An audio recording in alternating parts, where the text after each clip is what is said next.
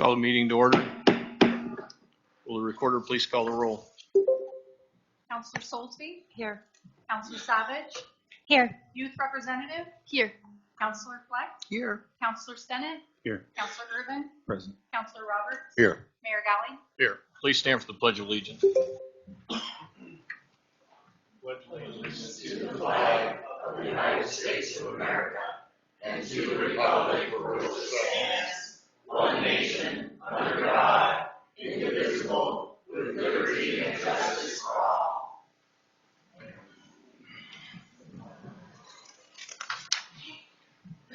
There's no items to be added to the agenda. Brings us to item 4, appearances of interested citizens for items not on the agenda. This is a time for citizens to comment on items not listed on the agenda for a maximum of 30 minutes. Individual speakers must be recognized by presiding officer, provide their name and address, and will be allowed up to 5 minutes or less with council approval. Comments regarding any matter scheduled for public hearing may be provided only in that hearing. Comments on agenda items may be taken prior to council's discussion on that item. Council will not engage in any discussion or make any decision based on public comment at this time. However, the council may take the comments under advisement for discussion and action at a further council meeting. So I have online Rob Dickinson.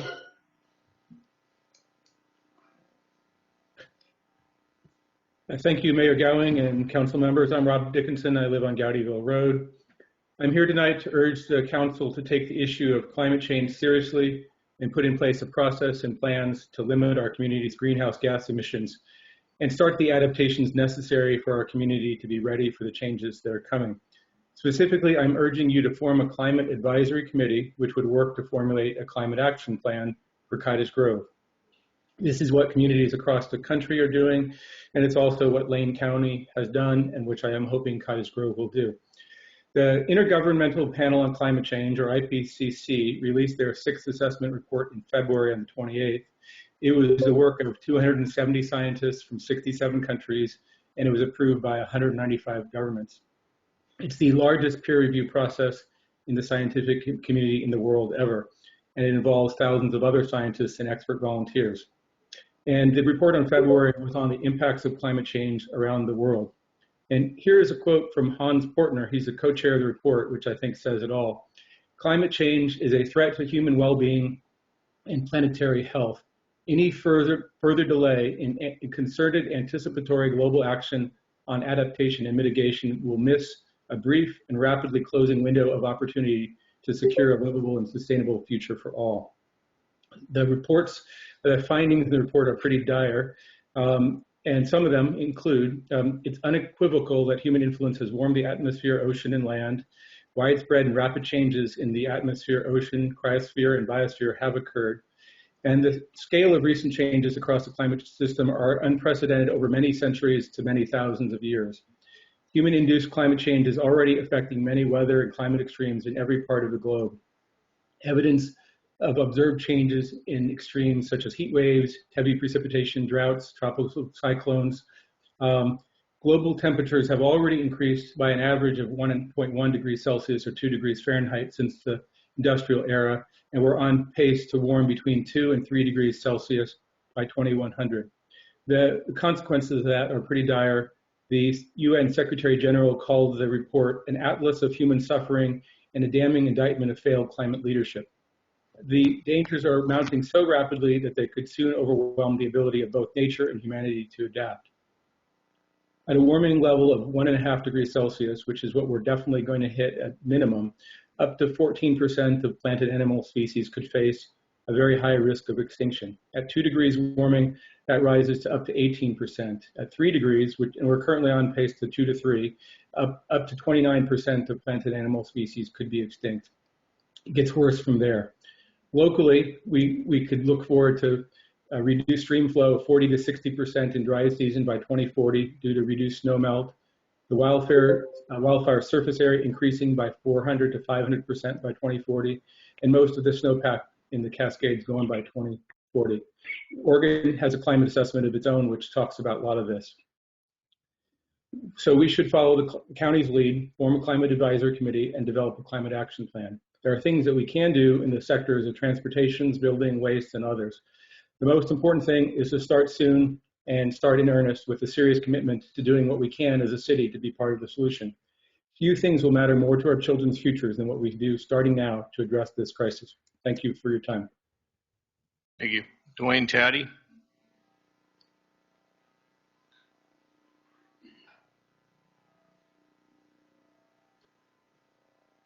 Good evening, Mayor, Council. Dwayne Taddy, 77561 Highway 99 South.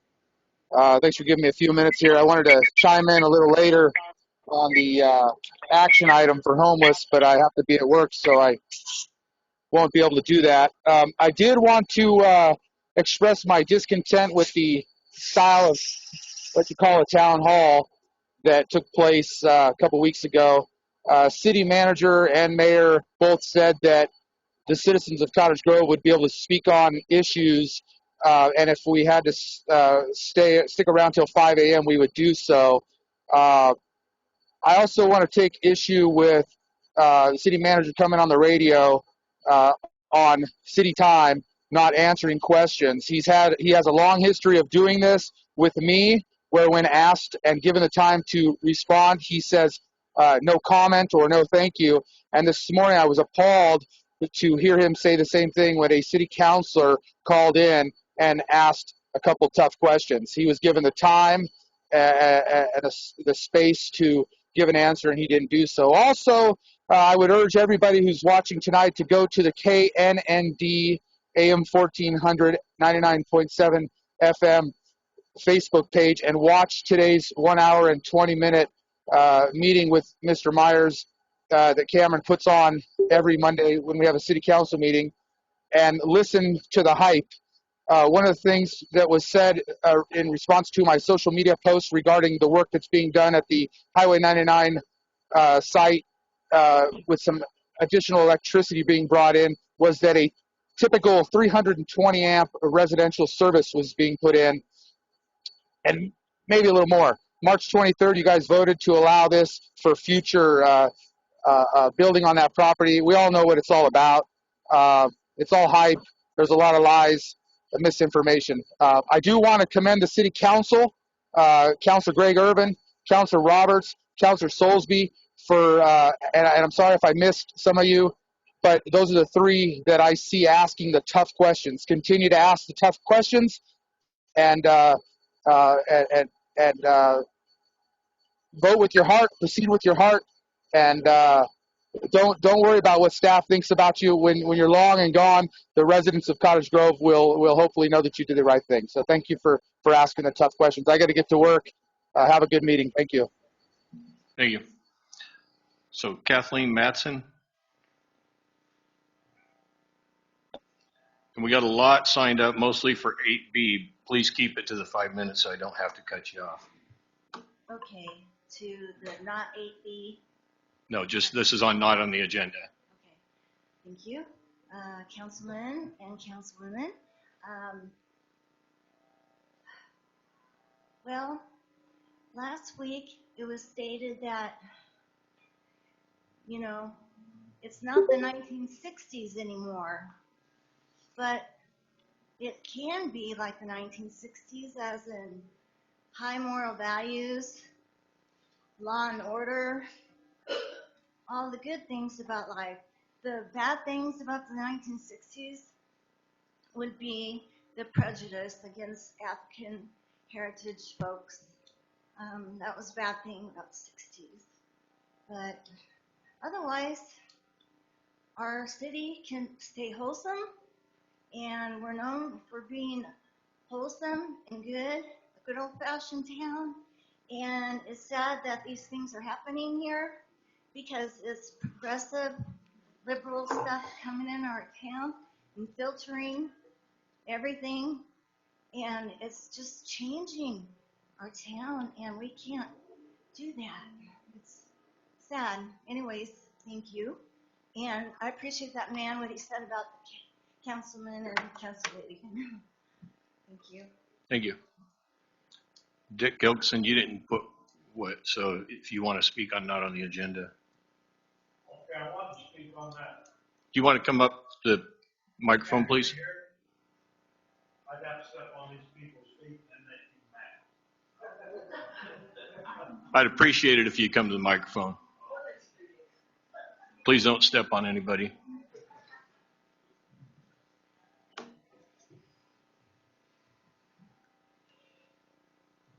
Does that mean I'm going to have to speak lower now? It's better for the recorder when she does the minutes.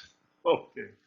No, I wanted to speak on that issue of putting the homeless down here on 99 South. I probably didn't read the paper enough, didn't pay enough attention to what's going on here, but I think that's a very poor idea. And I heard on the radio this morning, the city manager said the majority of the people want it. I definitely don't. I think it's a poor idea. It's going to be dangerous for the guys, the people, homeless people walking back and forth. And to think that they're going to use our street instead of walking down the highway is a fallacy. That they're going to walk the shortest distance they can to get their groceries, beer, whatever. But the city council ought to revisit that. That is a pretty poor idea. How about out there by the fairgrounds? That'd be better. So anyhow, that's what I have to say. Thanks. Johanna Z.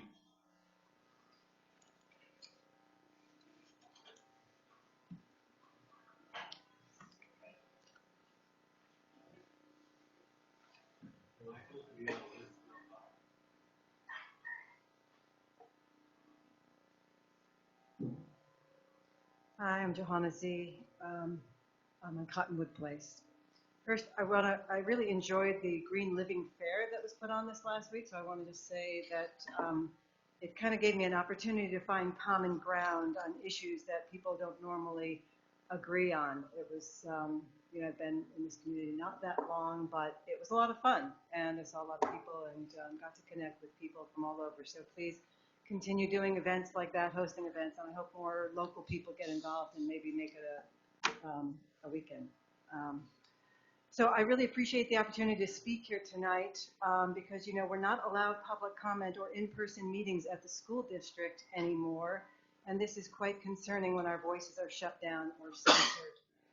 I also appreciate the Beeper Show where we also can speak, and last I'd heard the mayor speak there, he mentioned that CRT is not in our schools here, but it is very much alive, and in fact, it's required in the schools from a funding standpoint. It's called Social Emotional Learning and Equity Training, among other labels. So speaking of the schools, I want to speak of this school-based health center that is scheduled for renovations starting in August. As leaders of this community, I would think that if something were being constructed that would endanger the welfare of our children, someone would speak up. For now, though, I just want to get clear about what it is and how this has come about. I read that this is about 10 years in the making and was stalled due to the lockdown. I've also read that this is the first of its kind in rural county, though perhaps Fern Ridge is considered urban, but I don't think so. So there's one of these out there as well. This is not a need in our community that is being met as it is suggested, rather than part of an ongoing agenda to integrate our children into this healthcare system and remove parents from the equation. How do I know this? It's because I speak at various liberty-minded events and groups, and I'm just continuously shocked, my last one being Roseburg, to hear that these clinics are being put right next to high schools all over the state. And, then I continued with my research on that, and they're all fighting these same issues. So it's not specific to this area. The narrative is exactly the same wherever I go. They're saying that, oh my gosh, there's no access to services. And there's a guidebook on how to actually do this and how to get these into play. And there's also a guide on how to remove parents from involvement and how to, the youngest age you can get children to basically listen to you. They give the children and young adults the illusion that they're the ones making the decision, that they have the capacity to do that. And remember, we're talking like 13-year-olds, 14-year-olds, 15-year-olds, when in fact they're being manipulated. It's the same story, different location, and it really can't be true in all these places. So if we follow the money, you see that this has nothing to do about caring for our kids and more to do with government overreach with no liability. The links that they provide, they push vaccines, they push gender exploration at young ages, They tell you how to avoid parental involvement. They teach inappropriate sex education and how to get abortion services. Some of you may not, some of you feel you cannot do anything about this, like this is out of our hands, this is not the school, but we know many of you have direct connections with the school district. You're on many of the budget committee, or you have a spouse that's in the school district. So this does involve that the school district is in this town. So everything that has happened with their plan has been part of the OHA and CDC guidebooks to indoctrinate our children into a system where they can no longer, and this is the big deal here, they no longer trust their own intuition or their own authority or even listening to their parents, but some outside authority. And that's them and only them, right? These other authorities. So whatever you believe about these issues that I mentioned, it's not the point here. The more important is that they're subverting the parent's role in our child's health care. They manipulate you by saying how wonderful it is that you won't be able to lose time. You won't have to lose time from work anymore because your child can just go to the doctor next door to the school. You don't even have to be involved. It's all good, right? So again, we're letting these outside big money grants dictate how we live and what we promote. So as was the same with the Green Living Fair, when I noticed on several of their websites this radical agenda language like equity that teaches children to be racist, I mentioned this to one of the vendors, and they said, oh yeah, you always have to compromise some. And then I think, well, when do we stop compromising? When it comes to our kids, can we stop compromising? I don't think that we have to lose the integrity of our values just for money. Please consider investigating this further, and is this really going to serve our children? And, what's this really promoting? And lastly, I'd ask this to be included in the record. This is from the Parents' Rights in Education. It's all about these school-based health clinics and the concerns I have. Thank you so much. Thank you. Okay, everybody else I have signed up is on agenda items, so we will move on. Mickey, you didn't sign up. Yeah, I want to be on top. You needed to sign up before 7. I don't understand the process here.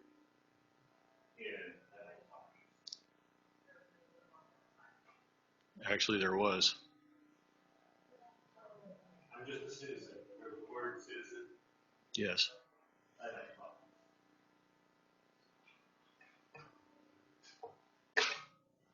Is this on the homeless, or is this, okay, wait till 8B. Wait till that agenda item comes up. Oh, do I need to sign up on something?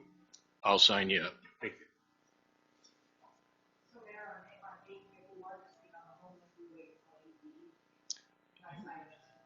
Yeah, everybody else is on the homeless, or I have one other on 7B. Okay, item 5 is public hearings. There is none. Brings us to item 6, consent agenda. Move approval. Second. I have a motion with a second. Is there any discussion? All those in favor signify by saying aye. Aye. Opposed? Okay, item 7, resolution to ordinance. First vote on ordinance annexing 151 Sweet Lane. Mr. Mongan.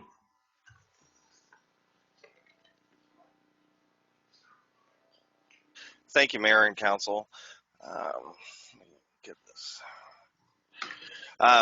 Bob Dixon Investments, LLC, Brad Taylor Home Investments, LLC, QBL LLC, and C&E Dixon LLC are the owners of 151 Sweet Lane, located just south of the high school on Sweet Lane.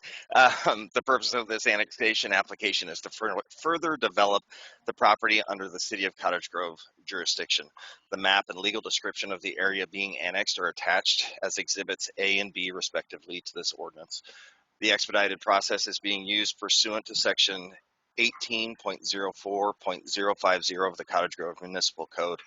Public notice was sent out on April 4th to property owners within 300 feet of the subject property, any affected special district, and any local organization that requests information of proposed annexations. They had 14 days to respond in writing. As of the creation of this memo, April 19th, 2022, no written comments had been received. Criterion for annexation, section 18.04.040 A through D, the annexation application does meet all those criterion of location within the city's UGB, being contiguous to city limits, and that is both by way of Sweet Lane and the high school property. Let's see, and adequate services and infrastructure are available with sanitary sewer to the north of the property abutting and water on the southern boundary. Recommendation is the City Council hold the first vote on the attached ordinance. The ordinance was prepared and has been available for at least 1 week prior to this meeting. This ordinance could be adopted in one meeting, and staff does recommend approval. Ordinance number? 3157. Councilor Irvin. I recommend ordinance 3157 passed. Second. Have a motion with a second. Councilor Roberts. Thank you, Mr. Dowling. This part of Sweet Lane is my old neighborhood, and this property used to belong to Lois, recently passed. So this can really, I'm hoping that they're going to use this to create more housing. So if that happens, I'm really for this. But yeah. So that's what I want to say. This is a good thing for the community. Any more discussion? Seeing none, will the recorder please call the roll? Counselor Solty? Aye. Counselor Savage? Aye. Youth Representative? Aye. Counselor Fleck? Aye. Counselor Stennis? Aye. Counselor Urban? Aye. Counselor Roberts? Aye. Mayor Gowing? Aye. Ordinance 3157 is adopted. Brings us to ordinance amending annual effective period of section 8.12.045 hazardous vegetation. Mr. Mongan. Thank you, Mr. Mayor and Council. Public Works and Development Department proposes an amendment to section 8.12.045 hazardous vegetation that would change the annual enforcement period from June 15th through November 1st of each year to May 15th through November 1st of each year. Staff is proposing this amendment following the last 2 years of enforcement that have been hampered by mowing and cutting prohibitions due to fire danger levels set by South Lane Fire and Rescue. The proposed change to the start of the hazardous vegetation enforcement period will allow staff additional time to bring properties into compliance before summer temperatures and dry days arrive. The typical time frame from the initiation of a tall grass enforcement case to abatement can take as much as 4 weeks from initial contact to obtaining a warrant and abating the nuisance. It's due to this 3 to 4 week process that staff is proposing beginning hazardous vegetation enforcement 1 month earlier. That is May 15th of each year rather than June 15th. I would like to add that the attached ordinance has been revised since publication on April 20th to add a couple of minor corrections and additional language. In section 1, the word amended has been added. And then also there was a highlighted section showing where June was swapped out with May. That has been removed as well. And the following 2 sections were added. Section 2, unamended sections, and Section 3, enactment. Those sections add language stating that all unamended sections of the Cottage Grove Municipal Code shall remain in full force and effect, and that the ordinance will take effect 30 days after adoption. These changes are reflected in the revised ordinance provided to Mayor and Council. Additionally, these revisions do not prohibit the adoption of this ordinance in one meeting. Recommendation is that City Council hold the first vote on the attached ordinance amending section 8.12.045. The ordinance was prepared and had been available for at least 1 week prior to this meeting. This ordinance could be adopted in one meeting. I have Amy Meridace signed up to speak on this.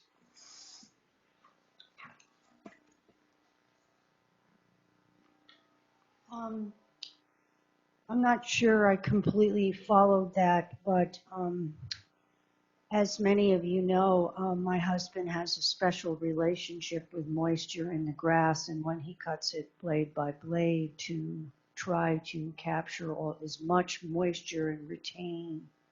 Anyway, fire safety and fuel reduction is really important, and the Lynn pickup today was fantastic to watch because the heavy equipment operators really know how to drive. It was really fantastic.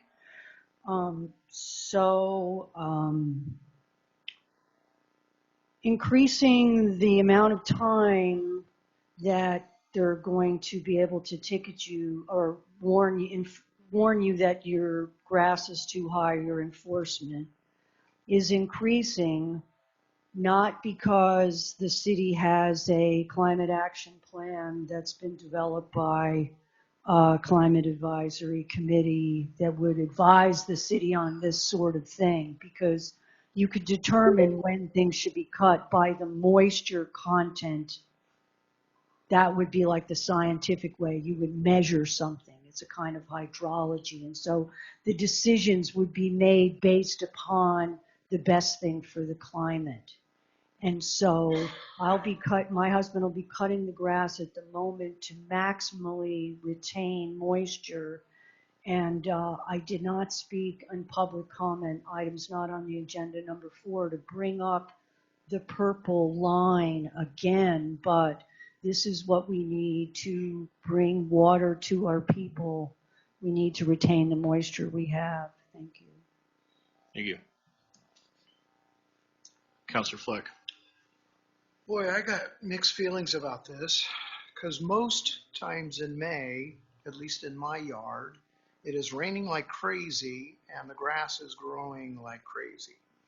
And I guess this worries me that if the grass gets tall and is wet, that in itself also is going to hamper people's ability to keep it short. And so I'm really caught by the fact that I do get that some years it's hot and that, fire danger is going to be earlier, but I also am worried about folks' ability to be able to stay on top of this in mid-May. So I'm really torn with this decision. I'm wondering if a compromise of maybe June 1st as a way of mitigating by a couple weeks. But like I said, I know that May, in my experience, is very wet. And when the sun comes out, that grass is growing like crazy. So I guess I'm open to negotiation, but I'm having some heartburn over this one. Councilor Roberts. Thank you, Mr. Mayor. I notice our fire marshal is here. Does he have any input on this for us?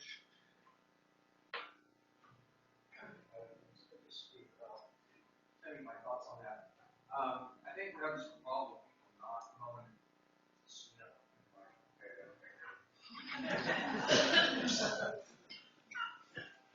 Thanks, Dave. Danny Soulsby. People aren't mowing their grass in that little window they have, and then the fire danger hits us unexpectedly. So I think this broadens out a little bit. I agree with Mike on that as far as when, but I think the city's going to use good judgment in that and not start fining people. This is just a way for us to start it earlier if we have to, as far as enforcing it. And the people's lawns, it's not really about the lawns. This is about the big backyards or the empty lots or subdivisions where there's a lot of grass that can spread the fire danger. So that's the reason for that. I believe that was what I was told anyway. So Thank you. Thank you. Mr. Stewart. Mr. Mayor, yes, I'd like to share the same thoughts as Mr. Soulsby just shared. It's not about the folks that are, diligently mowing their grass, and yes, it's above the 12-inch mark, and it's done. What this is really approaching or trying to address is that we have large pieces of property that don't mow their grass, period. We have one over there by the right off River Road there, behind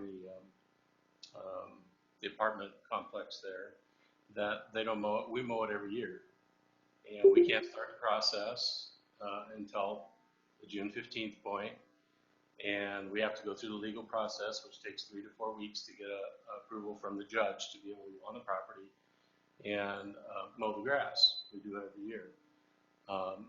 What happened the last couple of years is that it got dry so quick that when we got to July 1st, when we finally had approval to go in and do the work, or July 15th, we were shut down because it was too dry. We just have several pieces of property that the current owners choose not to take care of. Another one was up on Sunrise Ridge. We have the big Mount David. We worked with that landowner on and on and on, and with COVID, because unforeseen circumstances, that piece of property didn't get mowed, and I gave our direction to our staff to go out with our tiger mower and put in a fire break, when typically that area gets mowed.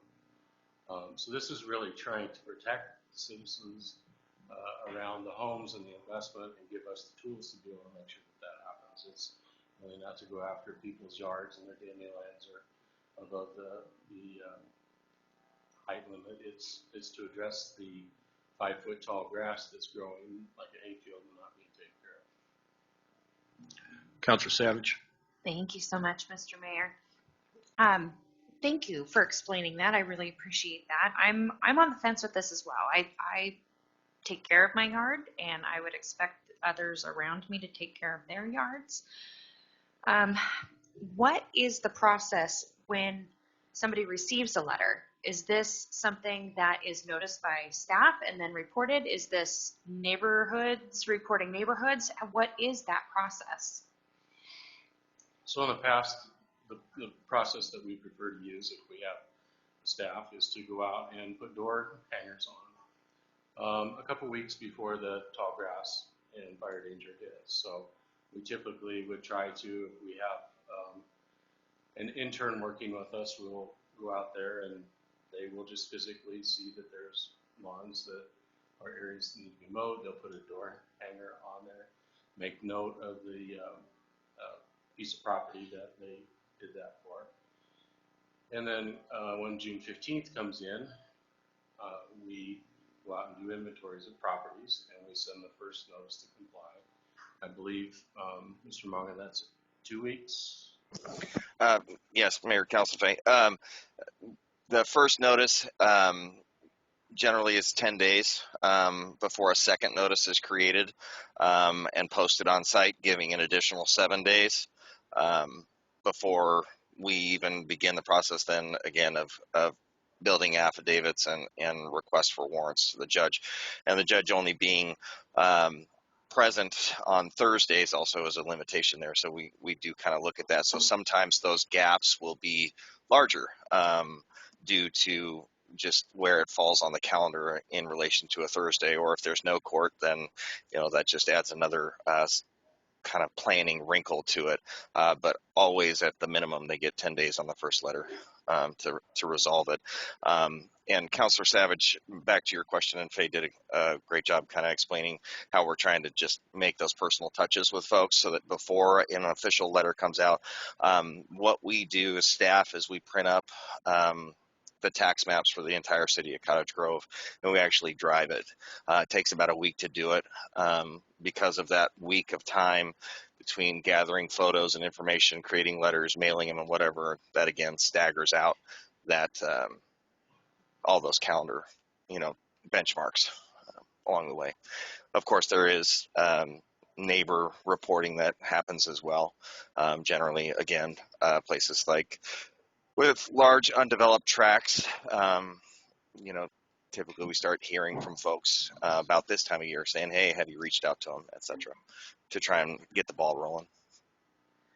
So historically, I've seen these letters come through, and I have heard folks say, wow, I had no idea this was coming, and the letter felt really intense in receiving it. Is there a way to modify the letter so it still says the same thing but could be a little bit kinder in verbiage? And on that note, I just got my letter to have my backflow testing done, and there were folks that were backflow testers included in that letter. These are folks that you can call. Is there something that we can do where we can say, hey, your lawn's getting a little long, we're going to be coming around, and here's 6 people that you can call if you need help? Is there any way to include a list of, you're exactly right, there are a lot of people, but providing options? Yeah, Councilor Savage, that one might be a little bit more difficult to list off because it's a little easier for backflow because you have to be a certified backflow tester, and we have the list of certified backflow testers, so we include a list of all of them that you can call, so we don't hypothetically miss anybody. If we were to kind of list off some folks a list of, I can go through the yellow pages and pick out some yard care, and if we inadvertently miss somebody, that probably wouldn't be a good thing for the city. We could be getting complaints of why are we not the favored yard care company in the community. So, Or we could put a request out, who wants to be included on this list, and then put out requirements. You must be licensed or insured or whatever the requirements need to be. And if they're missed, it's because they didn't put the bid on that. I don't know. I'm just throwing things out there, ways that we can help folks receive it. Legal counsel, please. Pardon me. So just the mask in the room is to save you guys from me. And the good news is it's not COVID, but I still don't want to be spreading whatever I got. But I did need to be here tonight. So I would have been advising Faye. Faye is parroting what I would tell him of don't list individual businesses. That gives the weight of the city behind private business, and there needs to be facing a claim of discrimination, unfavorable treatment, et cetera, et cetera. So unfortunately, while it could be a good public service, that's something that I wouldn't advise.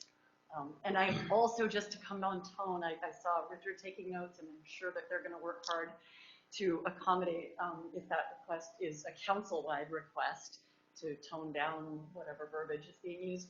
But of course, coming from my perspective, I'm like, you really want to get people's attention, and a lot of people toss it into the recycle bin if they don't think that there's any, oh, this is like an informational notice, as opposed to, oh, what? There might be an enforcement action against me, and I like things to be really clear, just exactly for the reason that you were identifying, which is you want people to understand that this is coming their way, as opposed to, I got to tell you, 9 times out of 10, people will assume they don't have to do something until you tell them very clearly.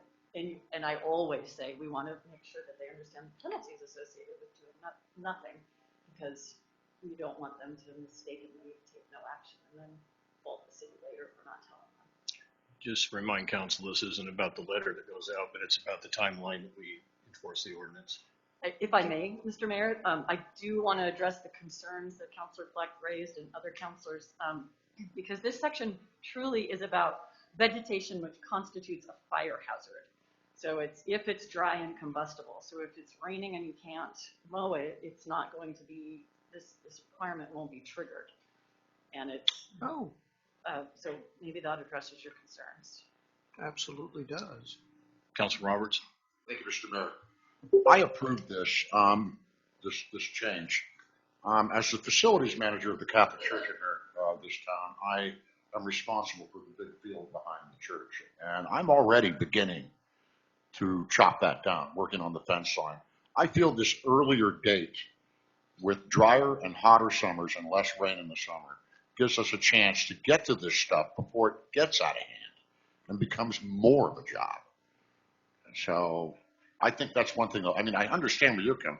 I don't like working in the rain, and I do have to do it quite often over there.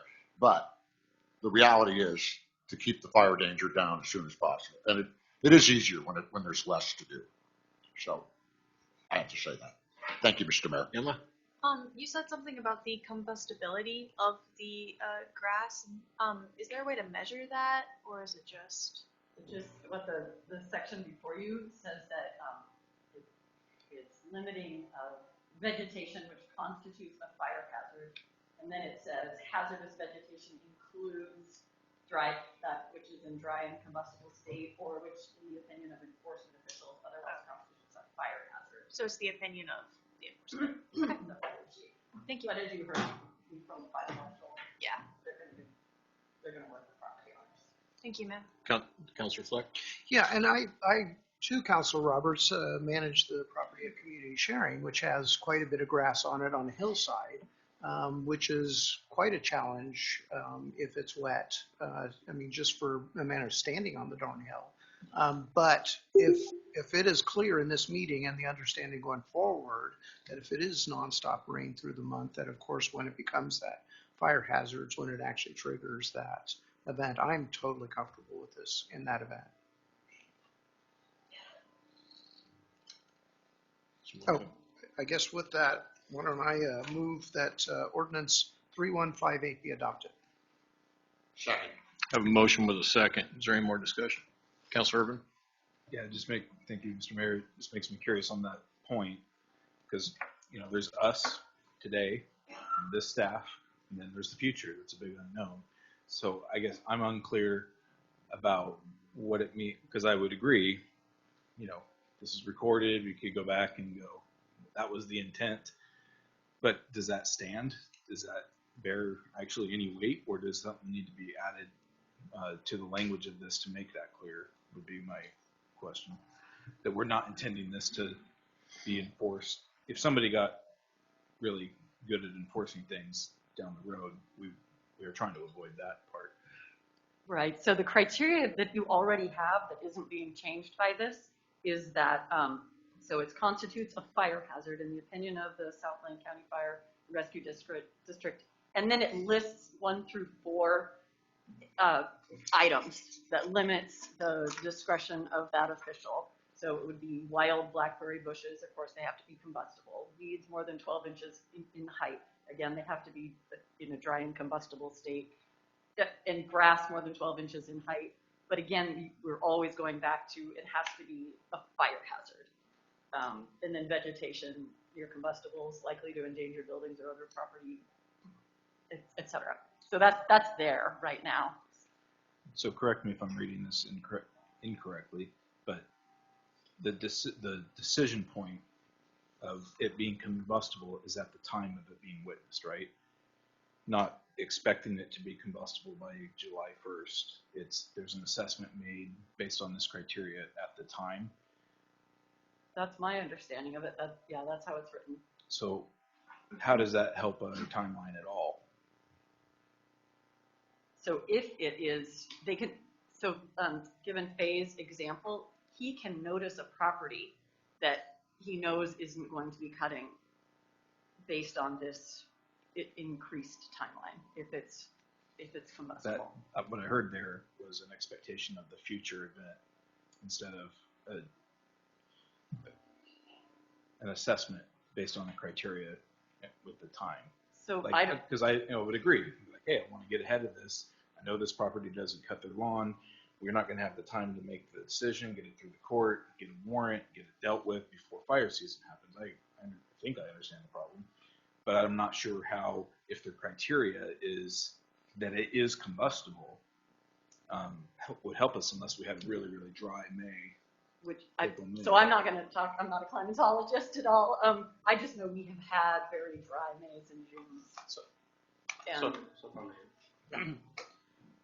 So when we drafted this and made this proposal, and I believe that this proposal gives us the flexibility to address years where it's not it's drier than normal. So 2 weeks ago, we had a month of March that had 2.9 inches of rain, and all the reports for the reservoirs that were either Cottage Grove or Garena was going to hit the 50% full mark. And we're headed into May and June and July, our summer months, way below on moisture in this area. Okay, we fast forward 2-3 weeks to today. It's been nonstop rain. Our reservoirs are looking pretty good. They're in a total different place than they were 3 weeks ago. And so the chances, if we continue to get moisture, it's going to be a different outlet look unless we wouldn't have got the moisture. Yeah, what we're asking for is tools to be able to manage the dry grass because we've had challenges the last 2 years to do it. We have went through the process, not been able to get approval to go in and dress tall grass until mid-July with our crews to do it. And by then, the last couple of years, we have been shut down for nearly a month, clear into August before we have relief, and we're in some pretty high fire dangers. That grass needed to have been addressed. If we give us the tools, hopefully we can address it before it gets to be a fire hazard. And my response to that is, I see this as potentially more limiting than it needs to be based on the language. Couldn't it be discretionary? We anticipate this to be an extremely dry year, even if in May we have good, rainfall or whatever. It just seems limiting that to get ahead of it, it wouldn't be based on that it is combustible right now, but that we expect it to be. Yeah, and I would advise against that. And I apologize because I wouldn't ever let somebody say you want to bring enforcement against this property. It has a history of accumulating junk, and it doesn't have the junk on it right now. They did just clean it up, but we know it's going to cycle back down into that. So I always advise just apply the language as it is, and no anticipatory violations. Unfortunately, they would probably love to follow up on that option. Councilor Roberts. Thank you, Mr. Mayor. I know that for some people this seems like an inconvenience, but we must remember what's been in the news the last 2-3 years. And that's a lot of communities have been burned and gone. So I personally think anything we can do, and all it takes is one property to take up with the right wind, and we could have a lot of trouble. So I just think that, in this day and age, we need to be a little bit more cautious. That's why I like this. Thank you, Mr. Mayor. Any more discussion? Seeing none, will the recorder please call the roll? Counselor Savage? Aye. Youth Representative? Aye. Counselor Fleck? Aye. Counselor Stennett? Aye. Counselor Urban? Aye. Counselor Roberts? Aye. Counselor Soulsby? Aye. Mayor Gowing? Aye. Okay, 3158 passes. Brings us to item 8, business from the City Council, Budget Committee appointments. Ms. Likens.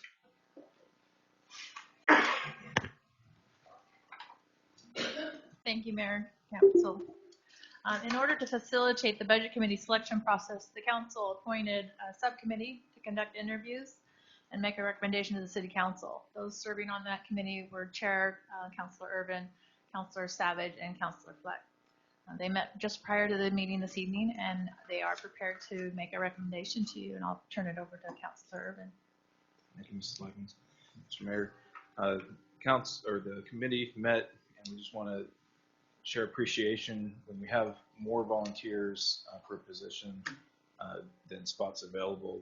That's always a good sign, and just appreciate the turnout from public for a volunteer position for a budget committee. So I want to thank everybody. Everybody was well qualified, and it was a difficult decision to make. Eventually, I'll cut to the chase, and we would like to reappoint Amanda Gilbert and appoint Danny Soulsby to Budget Committee, and I believe it's effective. So it's a 3-year term beginning with this year, running through December of 24. So they will be at the first meeting that we have this year for our budget, which was slated for May 10th. Yes. And that's a motion. So I'd make a motion to appoint Amanda Gilbert and Danny Soulsby. Second. I have a motion with a second. Is there any discussion? All those in favor signify by saying aye. Aye. Aye. Opposed? Okay, item 8B, homeless discussion. Mr. Myers. So you have before you more discussion as a result of the last council meeting. The council decided to wait and wanted to set it for the next meeting. So it's before you tonight as a result of that discussion. We've been working on this since December. The council has been meeting and taking input and discussing issues associated with homelessness in the community. Our efforts at the community center and City Hall here have had some success with our minimal amount of supervision that has been going on there, but it is not sustainable and it is not something that we want to continue to do. We need to find alternative sheltering and to pursue that. We've had some people flunk out. They've been either going to other housing with bars or going to other places as they were trespassed out for not following the rules.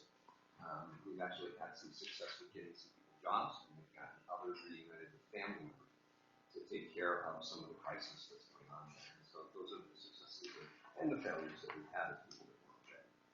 We need to close the community center, and the contractor is saying now in June, as a result of not being able to get the materials for the roof, and you'd be able to have that space for equipment and materials to get the roof done on the community center. With that later start date, we can possibly be able to, and we're looking at the opportunity to have the pallet shelters moved. We have the new pallet shelters from the county as well, and move those and install those at the Highway 99 site. And so we wouldn't need to necessarily move them twice, once to the warming shelter and then again after the pallet shelters are set up at 99 to move them there. We could set all of them up at the 99 site and have that ready for them within 4 to 5 weeks and get some of the improvements done. We wouldn't be able to get all of the improvements done in the home. We want to get one of the bathrooms reconverted into a couple of showers and restrooms in that facility so that they'd be able to have that space to use. With that, it would be another 4 to 8 weeks on top of the time. But in the meantime, we could move the shower trailer out there periodically or leave it out there for a longer period of time because most of the people that would be using the pallet shelter would be there at that site. And then following that, what we'd need to do is, as soon as we make a decision tonight, we could go out and start requesting the RFPs and getting that going so that at the next council meeting, we could actually have a decision regarding the contractor that would be running and managing the site for us out there at Highway 99. It would be a 24-hour, 7 days a week management of the facility, and they would then use the house for training, counseling, and other education opportunities to try to get people out of the cycle of homelessness and back into permanent housing. So with that, our recommendation tonight is to have the council by motion approve a plan to address the homelessness in Cottage Grove by authorizing the development of the city's property at 2205 Highway 99 as a low barrier shelter location to assist in addressing homelessness in the community. And that would include the reimbursement to the street SDC fund for the purchase of the property. Soliciting of proposals for the management and operation of the low barrier site, supporting the continued temporary location of the 8 campsites at the community center and the 5 at City Hall until the completion of the basic improvements at the low barrier site in early June are complete, and working for Homes for Good to pursue the development of low-income housing at the city's 443 Douglas site, so that we have a permanent housing location under development for those low to very low income categories. Okay, so I got 14 people signed up to speak on this, so please stick to your 5 minutes. I will start with Rob Dickinson. Thank you, Mayor Gowing and council members. I'm Rob Dickinson. I live on Gowdyville Road. I'm here tonight to encourage the city to move forward on its proposal for developing transitional housing for the homeless in Cottage Grove on the Highway 99 site. I want to thank the city and the council for the thoughtful and well-planned town hall on homelessness recently. The presentation of the issue was thorough and gave participants a good understanding of the complex issues involved in homelessness. The city manager's presentation drew heavily on the detailed report developed by the Oregon Community Foundation that shows that housing affordability, or really the lack of affordability for people at many income levels, is a key driver of homelessness. He showed how directly the cost of housing is correlated with the scale of homelessness in various regions of the country.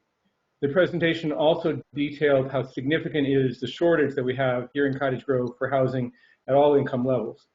There were around 250 people that participated, and participants were able to vote on a variety of options and provide feedback on the problem in general and what to do about it. The city made all of that feedback available, and there are around 95 pages of comments, which I haven't read all of them, but I've read a good chunk.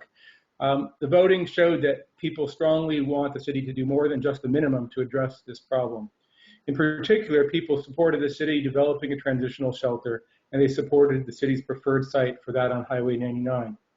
I read much of the comments, and many of them talked about not wanting camping to occur all over the city and city parks and the right-of-way and so on. People were worried about trash and other impacts of uncontrolled camping, and those concerns are understandable.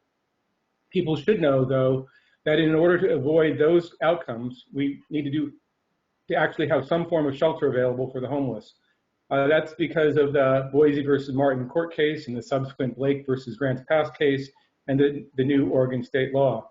So it's not really a reasonable position for someone to say they don't want uncontrolled camping and they also don't want the city to develop any shelter options. You can't have both. So doing nothing is not a workable option and will lead to the outcomes that people most want to avoid. Personally, I think that we should develop solutions for the homeless because it is the right thing to do, because it's the ethical thing to do, And that speaks to what kind of a community we are and want to be. That said, for people who don't come at the problem from that standpoint, I urge you to support humane, constructive, transitional housing for the homeless because it's in our best interest. So thank you very much, and I hope that the council will move forward and vote to proceed with developing the shelter on the Highway 99 site. Thank you very much. Thank you. Dennis Tucker. Yeah, I'm Dennis Tucker on Emerson Lane. I've got a little bit of experience on trying to help people that's homeless. I've had them come to my property several times, and it hasn't worked out well. First place, you can't get rid of them. Second, they leave everything. You ever try to get rid of a camp trailer or something that's you don't have a title for or anything else, it's a big problem. I still have some to get rid of. It hasn't worked out well at all. And I've been to Montana, and they put up one of these places out by the river to get the people out of town, and put up that place where they could cook shack, place for camping facilities, and they still had the people on the street just as bad as it was. It made no difference. And you can go there right now and see that. Same thing. They're still camped out along the streets or rivers, and it gets a lot colder in Montana than it does here. And they're still doing it. So you're not solving anything by putting a big camp down there where some of the rest of us have to put up with it. And some of the people that have had to get out of there, you can't do anything about it for the police. They won't do anything. When you end up finally leaving, they say, well, I'm going to come out and burn you out as soon as it gets dark. So that's what you're dealing with. I don't need to put up with a bunch more of them, especially if you're shipping more of them in here. There's a lot of homeless people, and there's probably going to be a lot more. So one little camp's not going to solve any problem. Thank you. Kathleen Matson. Hi, Councilman, Council ladies. I'm Kathleen Matson. Do I see my address again? I have it here. Okay. I think the ethical thing and moral thing would do to not have all these amenities for the homeless, because it just says, come on in. We have all these amenities, these facilities, these programs, and they take advantage. Most of the homeless folks take advantage that they're sound mind, they don't have behavior problems, but there are a lot of behavior problems too. But and then drugs, a lot of drugs. But there are normal people, but mostly druggies and high behavior. And anyways, so now there's more normal folks becoming homeless because they have all the free amenities, free healthcare, a card for money, a card for food, etc. My concern about the 99 site is where children are, the high school, the Bohemian Elementary School.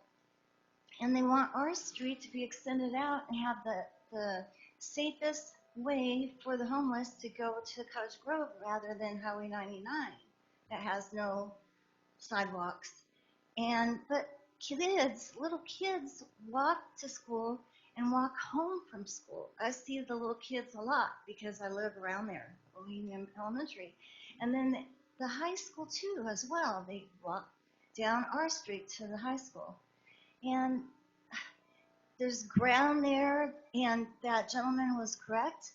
The more that there's a facility, but they camp out in different ways, different places that they can find, and they stay as long as they can until they're told to move. But the more, if we have some homeless people come, they're going to keep on coming. Our taxes will go up because we need to make more facilities, more amenities to provide for them. And we're just opening our arms like California, and a lawlessness will happen. The police, we're going to have to get more police. It's just going to be a huge mess, and then the kids are in danger. A homeless man raped a lady in Eugene, and I've heard of others, but it's just going to be a danger for the kids. That's my main concern, is the kids, because they will approach the kids, and parents aren't there. And then those parents will start getting scared where they'll have to start driving their kids to school, and then the city's going to have to pay for fencing around the schools too, and locking the schools up to protect the kids. Anyways, thank you for listening. And I hope you find another site. If we have to have a site, another place, please, not Highway 99, and not to make things larger for more homeless folks to come. Thank you. Dan Balstead.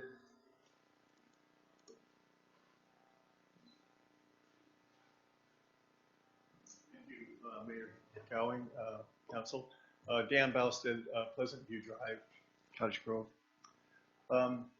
As we address the homeless issue in our region, I acknowledge that there's various perspectives on and plans in motion on how the community should address the problem.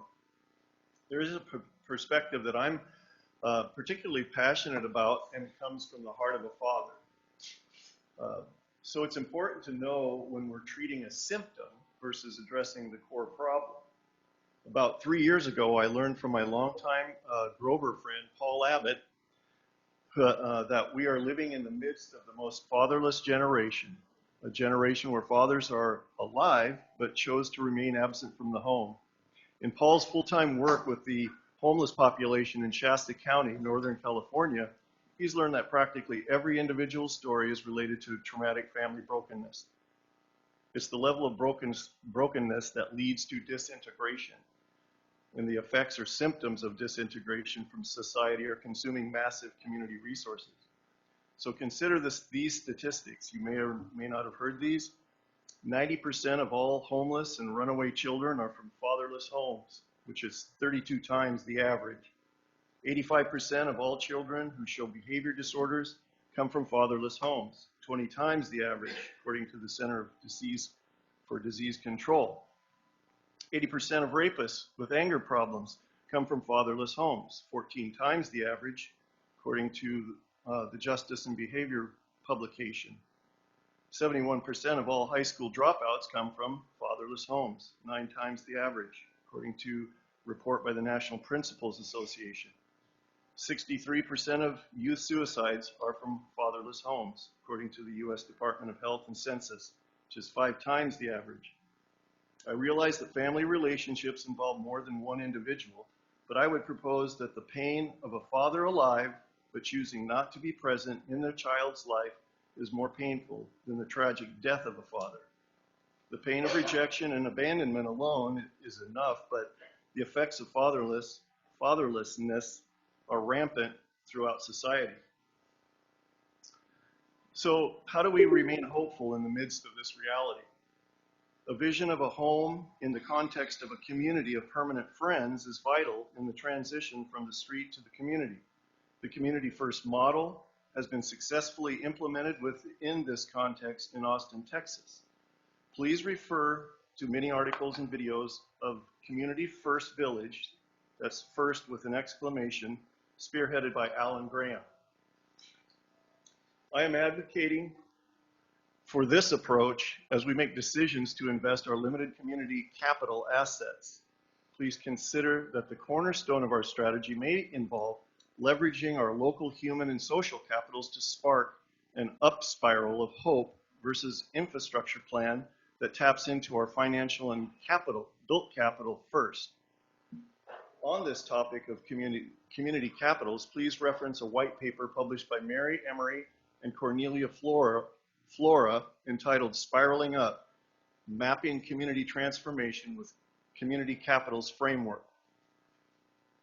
In closing, there is a desperate cry in the heart of most individuals experiencing homelessness, for in reality, there are those who seek to keep off the grid for various reasons: addictions, drug dealing, pimping, prostitutions, criminality in all forms. It is important to note that this latter minority group negatively taints the perspective of the majority of this population.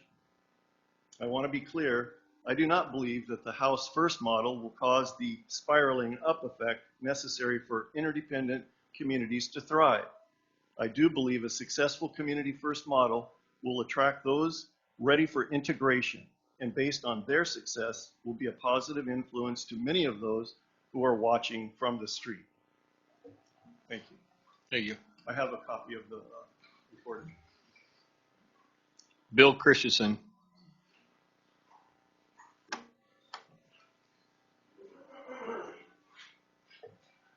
Bill Christensen, 1337 Elm Avenue, Cottage Grove. I just wanted to reinforce what I had said at a previous city council meeting.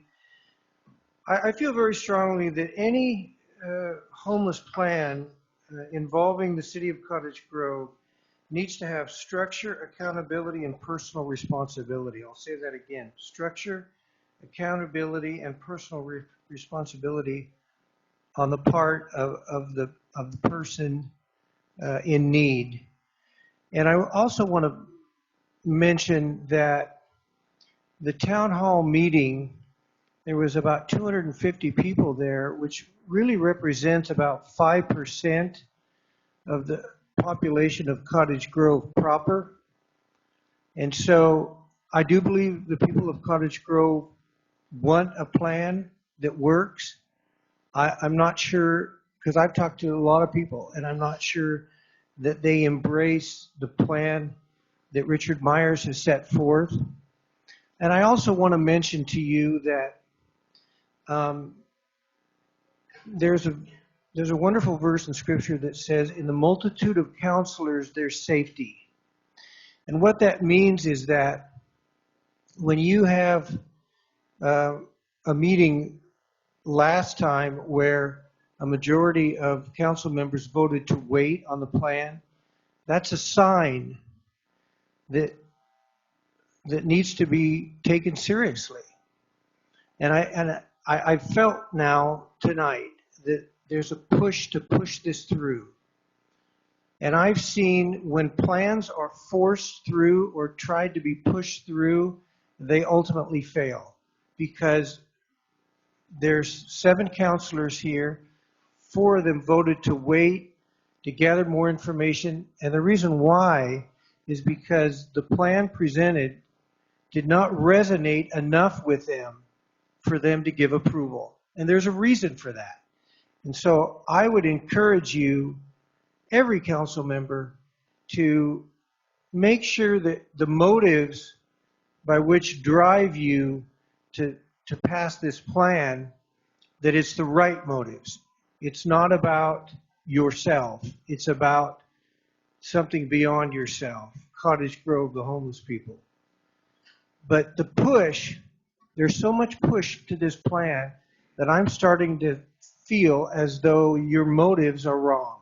Your motives are more about yourself and pushing this plan because you're in love with this plan and not seeing the road signs along the way to tell you there's other information that has to be brought forth so that there can be a consensus and an agreement on a plan. Thank you. Dale Gangle, is it? Dale Gangle, 1386 Cottonwood Place. I really want to make a comment on this so-called town hall we had. That was not a town hall. The citizens did not get to speak at all there, not at all. There was absolutely no safety involved in that thing, talking about safety at all. The safety of this community comes first, above and beyond any one of us. That includes me, anybody else. Safety comes first. And you put that many mental health people in one area, right next to a high school, what kind of people would do that? Why would you put that many mental health problems right next to our schools? I mean, think about this.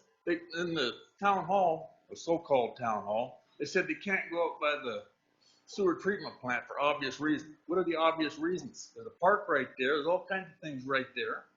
They don't want them next to the city employees or what? There's got to be a reason. Other than just saying, for obvious reasons, what is it? It's not obvious to me. There's no stink out there. Is it? I mean, what is the problem? And then we got Councilman Fleck here. He makes his living taking care of the homeless. He needs to excuse himself from this vote tonight. He has no business voting on that when he makes a profit off the homeless. That's how he makes his living. That's a conflict of interest all the way down the line. And quite obvious, we voted no last time. And overwhelmingly, we voted no. The people of this community don't like it. Every question at that so-called town hall was manipulated. Every one of them. We didn't get to choose our questions. We got told what questions we had to answer and how to answer them. That was just a big joke. And quite honestly, I think Richard Myers needs to resign for that. Thank you. Bernie Donner.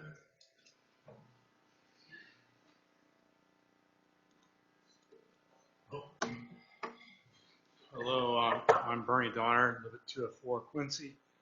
Been in Cottage Grove since 2000. I was asked to speak about 2 hours ago. I believe the homeless folk need to learn to live economically and have basic work opportunities, to be socially connected. I believe having individual camps, individual rooms does not really help these people at all. I think, personally, they should bunk up, live 4 people in a room, and learn to live economically and get a job. And that the city provides housing. I just feel that it's not, their Granges, I'd say bunk up people, get them to learn to live together and live economically. Johanna Z.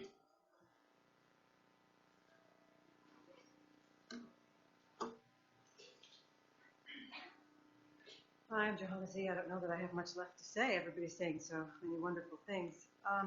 So I actually really appreciated the last council meeting. I mean, I know it was a marathon for you guys and it was, kind of crazy, but I actually loved it because it really offered the opportunity to hear each and every one of you speak about your thoughts and ideas and on how to proceed. And it was quite diverse. And it really got the conversation going in a way that I'd hoped to actually see at the town hall, but we know that we didn't. Many inspiring ideas from you guys, and there were some other concerns. In this to start, I'd like to address the concepts that I've heard come out from those that are opposed to this project. The concept that we don't actually care. Even a couple of speakers tonight say, choose the humane approach, and what does it mean to care? So many are quick to put labels on people or put them in a box, but I invite you to consider coming from a place of curiosity when it comes to people who think differently than you do. There's a lot of forces in this world that want to divide us, and we're stronger than this.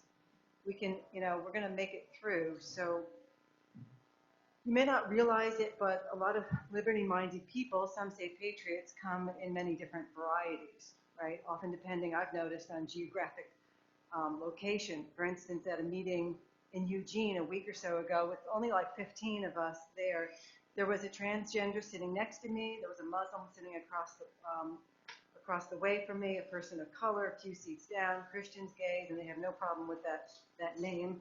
And I am sure a Buddhist or two, and environmentally conscious, a couple of vegetarians, even vegans that I know of. So you can't put anybody in a box. As soon as you do, you've got these various connotations. So I see a lot of that happening when someone just raises a question. Automatically we get these slurs thrown at us, and there's no room for communication there. There's no room for opening. So among this communication here that we had, there was no judgment. There was just harmony among us, all like-minded people in that regard. We all had inherent value and we supported each other. Communicated our ideas and thoughts without prejudices. But on my way out, I saw this man in front of a convenience store, and this was in Eugene, and he was laying there, and he had his arm up like this, and he wasn't moving, and I had to watch, see if he was breathing to make sure he was, and he was surrounded by drug paraphernalia, but he just looked like he was catatonic, and I'm just like, I mean, my heart broke, right? I'm just looking at this person, and have we become so desensitized to this? I thought, my God, what are we doing? What are we doing? Have we become so desensitized that we just let someone live like that and provide them and give them needles and give them money for drugs or alcohol and wait for them to decide if they want help? An addict doesn't usually, think that, okay, I have a problem, I want help. They're slowly killing themselves, self-medicating, whatever you want, and not because they don't have a home, like some would have you believe, but because they need help. They're in pain, for whatever reason it is. You can't provide mental health services to someone who's currently addicted to drugs. They need detox first. They need cleansing. They need inpatient services. First and foremost, you can't put them in a house and expect them to take care of that house. Go take a look at Pointer Park. I sent a few of you guys the pictures out there. I mean, this is disgusting. We need hazmat team out there or something. How can you do that? Burn the thing down because it was really, really gross. I think you should take a field trip and go walk and see this is your town. The park looks beautiful, though I've heard there's needles on the ground out there. The park looks beautiful, but as soon as you walk into that bathroom, it says on the door, it says clean once a day. I'm thinking, what the heck are you cleaning once a day? Is it the doorknob? I don't know, because it's certainly not inside the place. I mean, how can you let this, you're trying to create this other project out here. Anyway, I digress, So in this town, we allow people to trash the parks and the bathrooms, leaving needles around for kids to find, and we provide them with the basic necessities, tents, food. We clean up after them at a great expense. What was it, $50,000 for the last cleanup? I think that's what you guys said. What about addressing them directly and firmly and saying, we know you have a problem, and it is because we care deeply about you and your well-being that we're not going to allow you to harm yourself this way anymore.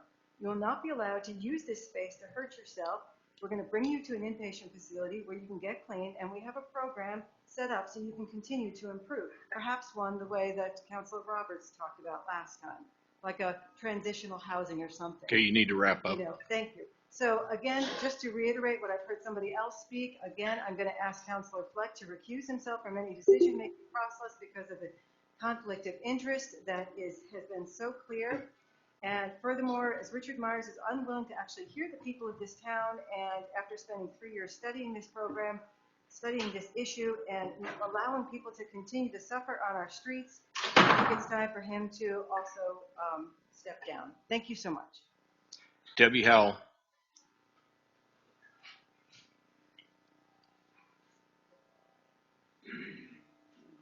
Mayor, council folks, my name is Debbie Howell. I'm at 36756 Shoreview Drive, and I myself wanted to revisit last council meeting because myself, like I put in this Z state, actually enjoyed, and I enjoyed the assignment that you gave them, Mayor, where you had each of you people think about this process, and I came away with a real sense from every one of you that you really are compassionate people who are searching for an answer to this problem that we have. And it was actually, I came in here with a firm, I do not want that on 99 South. And I left here with an even more firm, I do not want that on 99 South, from what you, Mr. Fleck, said. And you opened my eyes to something I had not thought of. And you said that it was not a good site because it's too far from town. You're going to have those people either trying to bike, they're going to be trying to walk, they're going to have their dogs, they're going to have their shopping carts, they're going to have everything else, and they're going to be trying to walk down that little thin path of 99 South, and then you throw in the students' traffic, and they're coming and going. You throw in just regular people driving, you throw in log trucks, and to me, that looks like it's a liability waiting to happen for the city. Because if there's a site down there that is being sponsored by y'all, and some tragedy happens like that, that could really wind up coming back and knocking on our door. And so I did appreciate that insight because I did not come here even thinking about that part of it. So I still am holding to the not wanting it there. But then I am the type of person that's, I don't want to just come in here and throw out all these gripes and complaints at y'all and then walk out of here and say, fix this and figure it out. So what I took it upon myself to do was, is this past weekend, I got out and I went and I talked to these homeless people over here. I found some homeless people over here by Mcdonald's that were out over there. And I talked with these people because that's the one thing missing here, people. We're talking about these homeless people and there are none of them in here, and we're just kind of deciding where to put them like cats in a cage somewhere. And so when I spoke with the ones that were out here and asked them, how do you see this going down? Would you be willing to go to the 99 South? Without exception, none of them out here said they were going out there. One of them said, out of curiosity, he might go out there and look. The other one, especially now that you've all dropped a toilet and a garbage can out there for them, they said that they're happy that that's a good place to be. And some of the other folks I talked to over by McDonald's, I explained to them where it was, and they said, that's too far out of town. They said, yeah, we might go check it out, but it's too far for us to get back into town.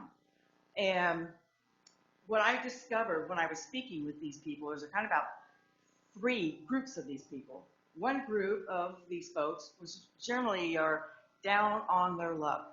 They're maybe lost a job, had somehow had some sort of tragedy in their life. And those people were willing to, they wanted to talk. They wanted to hear what kind of information I have. And I unfortunately didn't have a lot to share with them because I don't know yet what all is offered. But I do know that, like some of you folks here who have been in that situation before, you were eager to find a way out, to find something to better yourselves. There was that group. I also found a group of people who literally, they wanted to be left the heck alone. They were dropped out of society, not all of them in a bad way. A lot of them, one guy I talked to had actually been a corporate man who said that, and he's got a college degree, he said, now I'm truly free. I don't know anybody, or I can come and go as I please. So there was that group. But I did find a large group of what were mentally troubled people. So I was thinking, how can we help this group of people? And I wondered, and maybe I'm totally out of, 20 years behind here, but I don't even know who owns the old hospital anymore. But why can we not petition the state of Oregon? I know that federally all mental health facilities such as, mental hospitals were done away with in the 80s.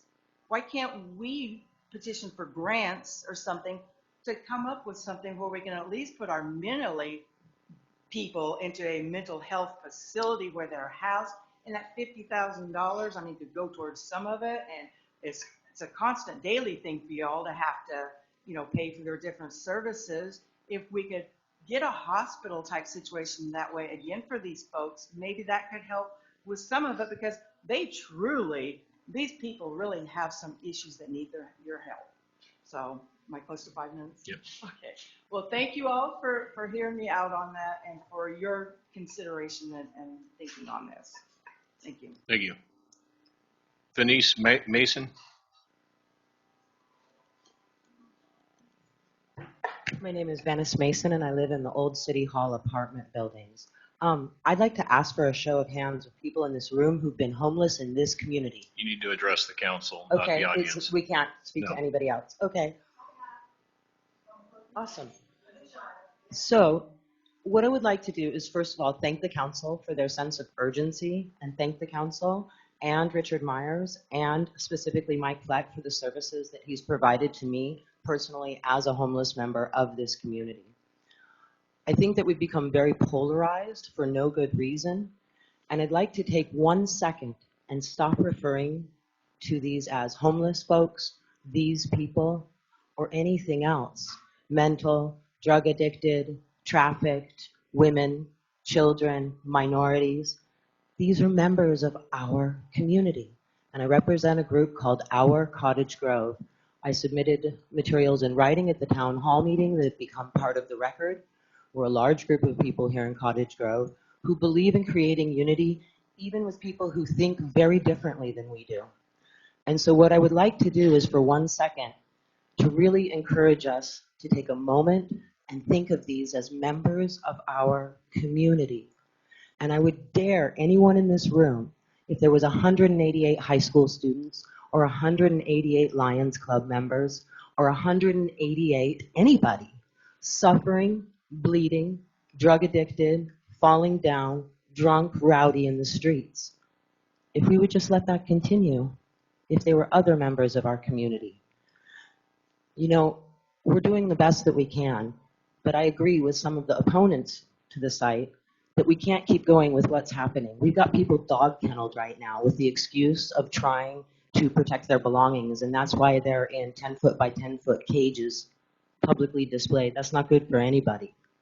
The Highway 99 site might not be ideal, but it's immediate, and we can revisit it later because there is a sense of urgency. We do need to push. So since it's so hard for us to think of these people as people and members of our community, I'd like us to imagine them as trees.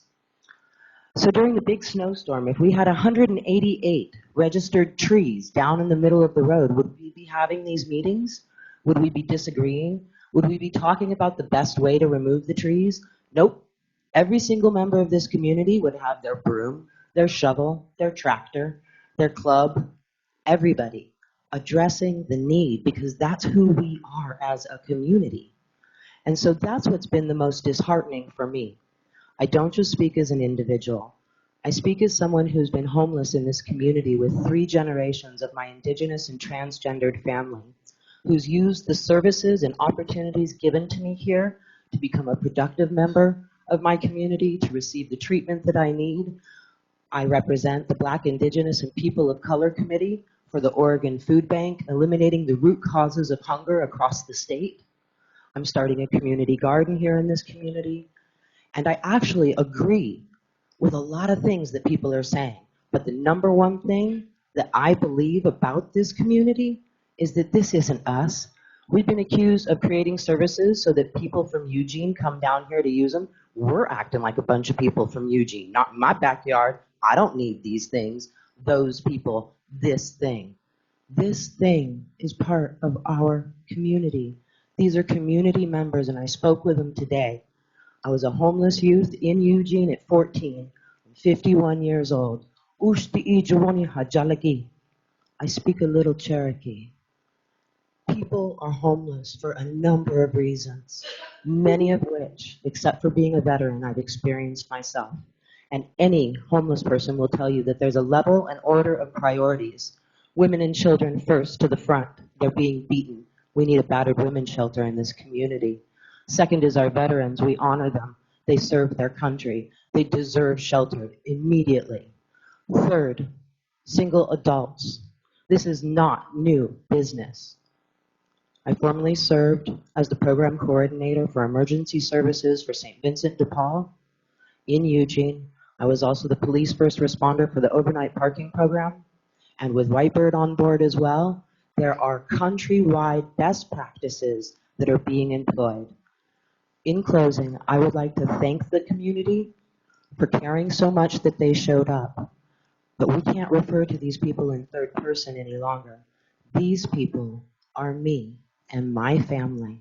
And I'm an example of what good services given to good people can achieve. Thank you for your time, and thank you for your sense of urgency. Let's get these trees out of the road, people. Thank you. Bonnie Sano.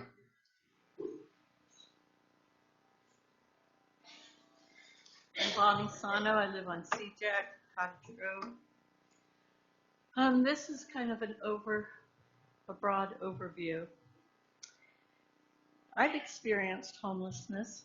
I know what it feels like. On the other hand, I have taken in, over the past 30 to 40 years, several individuals, one of which turned out to be a family of 3. Please don't lecture me about compassion or lack of experience. I've also volunteered with Eugene Mission and read to the little children in the SMART program. And I successfully raised my own children, partly as a single parent. I've heard the phrase, build it and they will come. The city manager's plan is not without intended and unintended consequences, not the least of which is inviting a bigger problem than Cottage Grove is starting out with. The grapevine works well. Besides the homeless from other areas within the U.S., we will be having no border to the south, with a total drop of Title 42. You may end up inviting many times the homeless population than you have now. And I heard that this is our community. Well, it could be our world.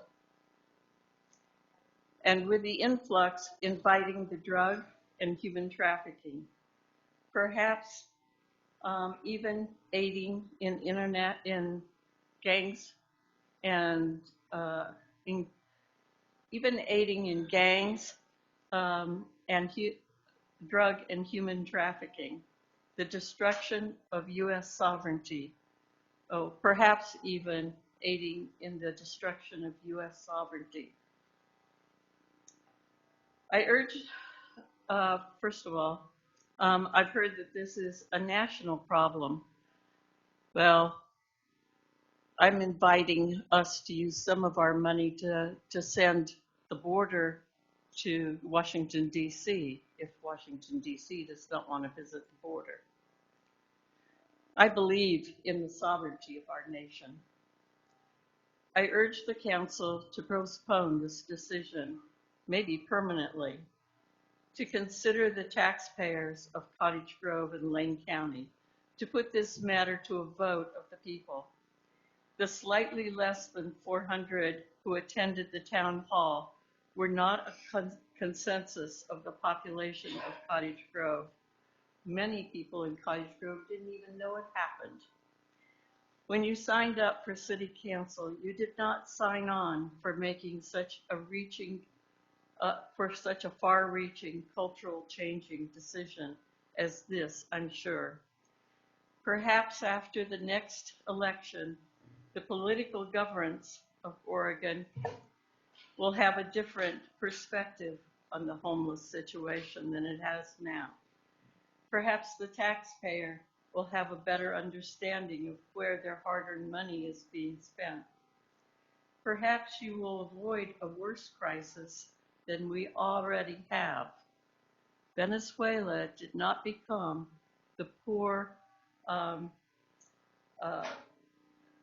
totalitarian country it is now overnight. We're on our way. Jan Augsbury.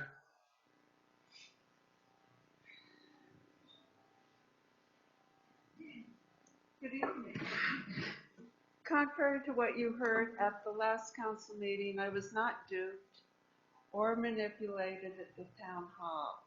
I am in support of the proposals that were voted for, except for disallowing the repair of parked disabled vehicles, if I understood that correctly. If the owner lacks the funds to have their car towed, would the city have it towed and impounded, taking away the person's shelter and possessions? If so, that in my mind is unconscionable. And don't confuse yourself. Thank you. Steve Amon.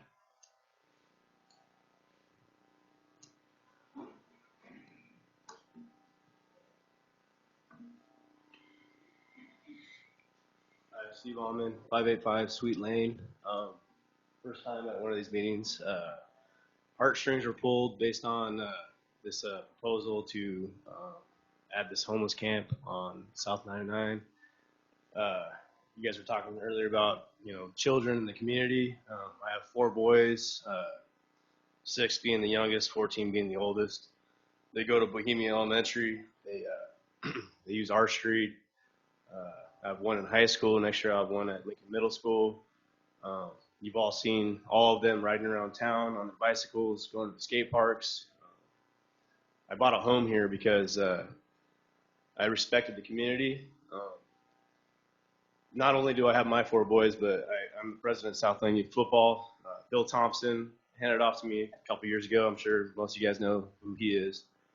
I feel a big responsibility to protect the children here. It's a community that I feel very close to, and the children are the future of this community. And I've worked in Eugene for years. I travel for work. I've been to a lot of the cities like Seattle, Eugene, LA. Tell me a city that, this has worked in, as far as welcoming the homeless. Why would a city fund homeless shelters? What has that done? All it does is create opportunity for them to continue drug use. Most of the people that are using these shelters are under the influence of drugs, and it's another place for them to, stay dry and continue with that. Come up with a better plan. There's better ideas than to put them right next to a high school, right next to where people have properties that they had to earn. Mr. Fleck, with all due respect, if you're pushing this, how about across the street from your house? Do you want to put a shelter there? How would you feel about that? Sure. Yeah. Okay. The shelter is across the street from my house. Is it? Yes. Okay. Thank you. Yeah. Well. And I don't have a problem with them. You don't have a problem with it. Well, you probably also don't have 4 children ages 7 to 14. The apartments are worse. What's worse? The apartments. So, point of order. I'm sorry, I don't mean to jump in, but Yeah, go ahead. We'll receive your testimony. We're not going to conduct any conversation here. Okay. I thought that was conversation. Yeah, no, I'm sorry. I was out of line. Okay. Well, I am highly opposed to the city funding homelessness. Come up with a better plan. Where has this worked? Name me a city that this has worked. It hasn't. Straight up. Has not worked. All you're doing is creating opportunity for more people with drug problems, with violence, all of it, all of the above, to bring them to this town. And I have compassion for people with problems. I have housed people that were homeless, friends that I grew up with 9, probably 10 times. And every time it didn't end up working out because I have children, and every time it was drug use. And that's all we're going to find is more needles at Coney Park, more needles at Bohemia Park. That's all that's going to happen. So thank you guys for the opportunity to speak. And I am very compassionate about this, and I hope that it does get brought up, not just at a town hall with 250 people or 400 people, whatever it may be. Let's actually put this in front of the majority of the people in this town. Thank you. Mickey, Pat, and Gil.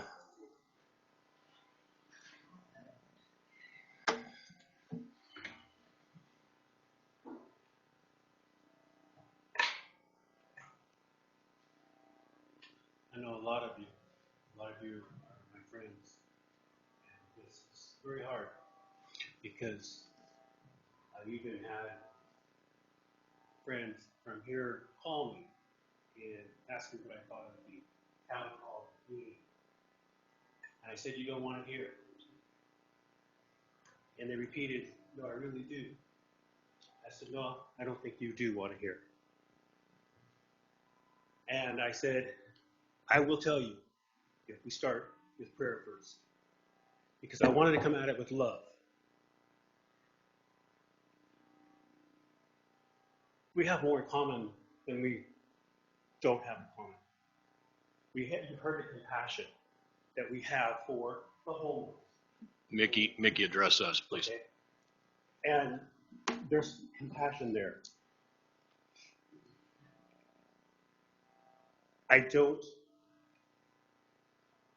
That meeting was set up very perfectly, Richard Myers, for your agenda. We did not even talk. And it was very controlled and very tricky questions. I even went to Officer Police Chief and told him I'd like to go forward and talk to somebody and stop the group right now and go back and let people know what they really were saying. If you wanted to say, did you want to stay neutral, do nothing, or do more? We were not asking you to hog-tie our police officers, that they can't do anything to protect the children. You've heard it over and over and over, the children, this community. We were not doing that, Mr. Myers.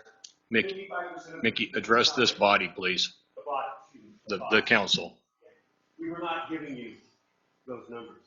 That room doesn't want this.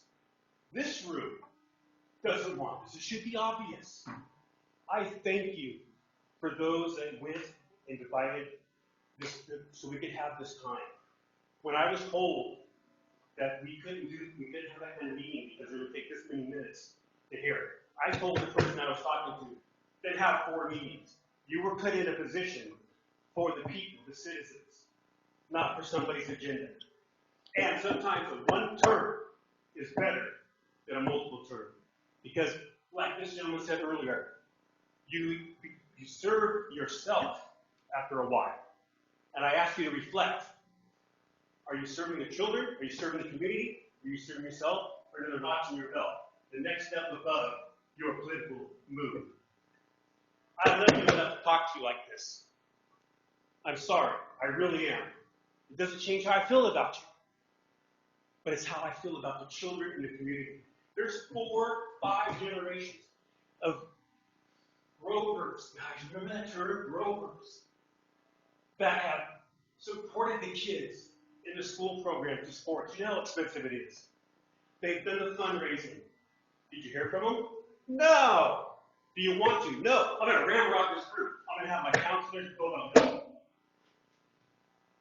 That's not what we do. We're here for the people, the citizens. You embrace this outside situation like you're doing it, you're going to have more. That $50,000, you're going to be spending a lot more. You have 24 hours, you're going to be paying for some people to be able to watch this home. There's a cost there. Your program that we watch, we're really brainwashed with, that program costs a lot of money to develop. Why didn't you use that in a better way?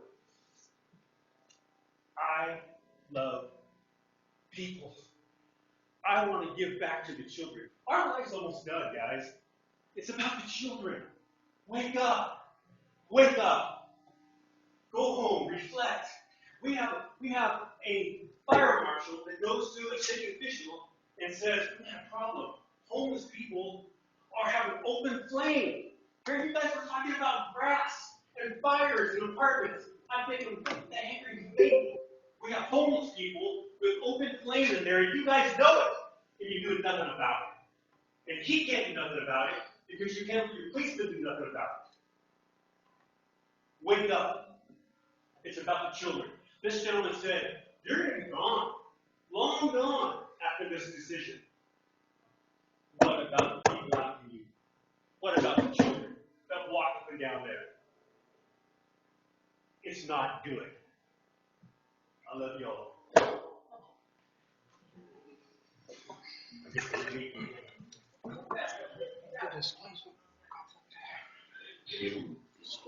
You do? I do, yeah. Councilor Fleck. So I guess since it's been brought up, I'd like to just declare a conflict of interest.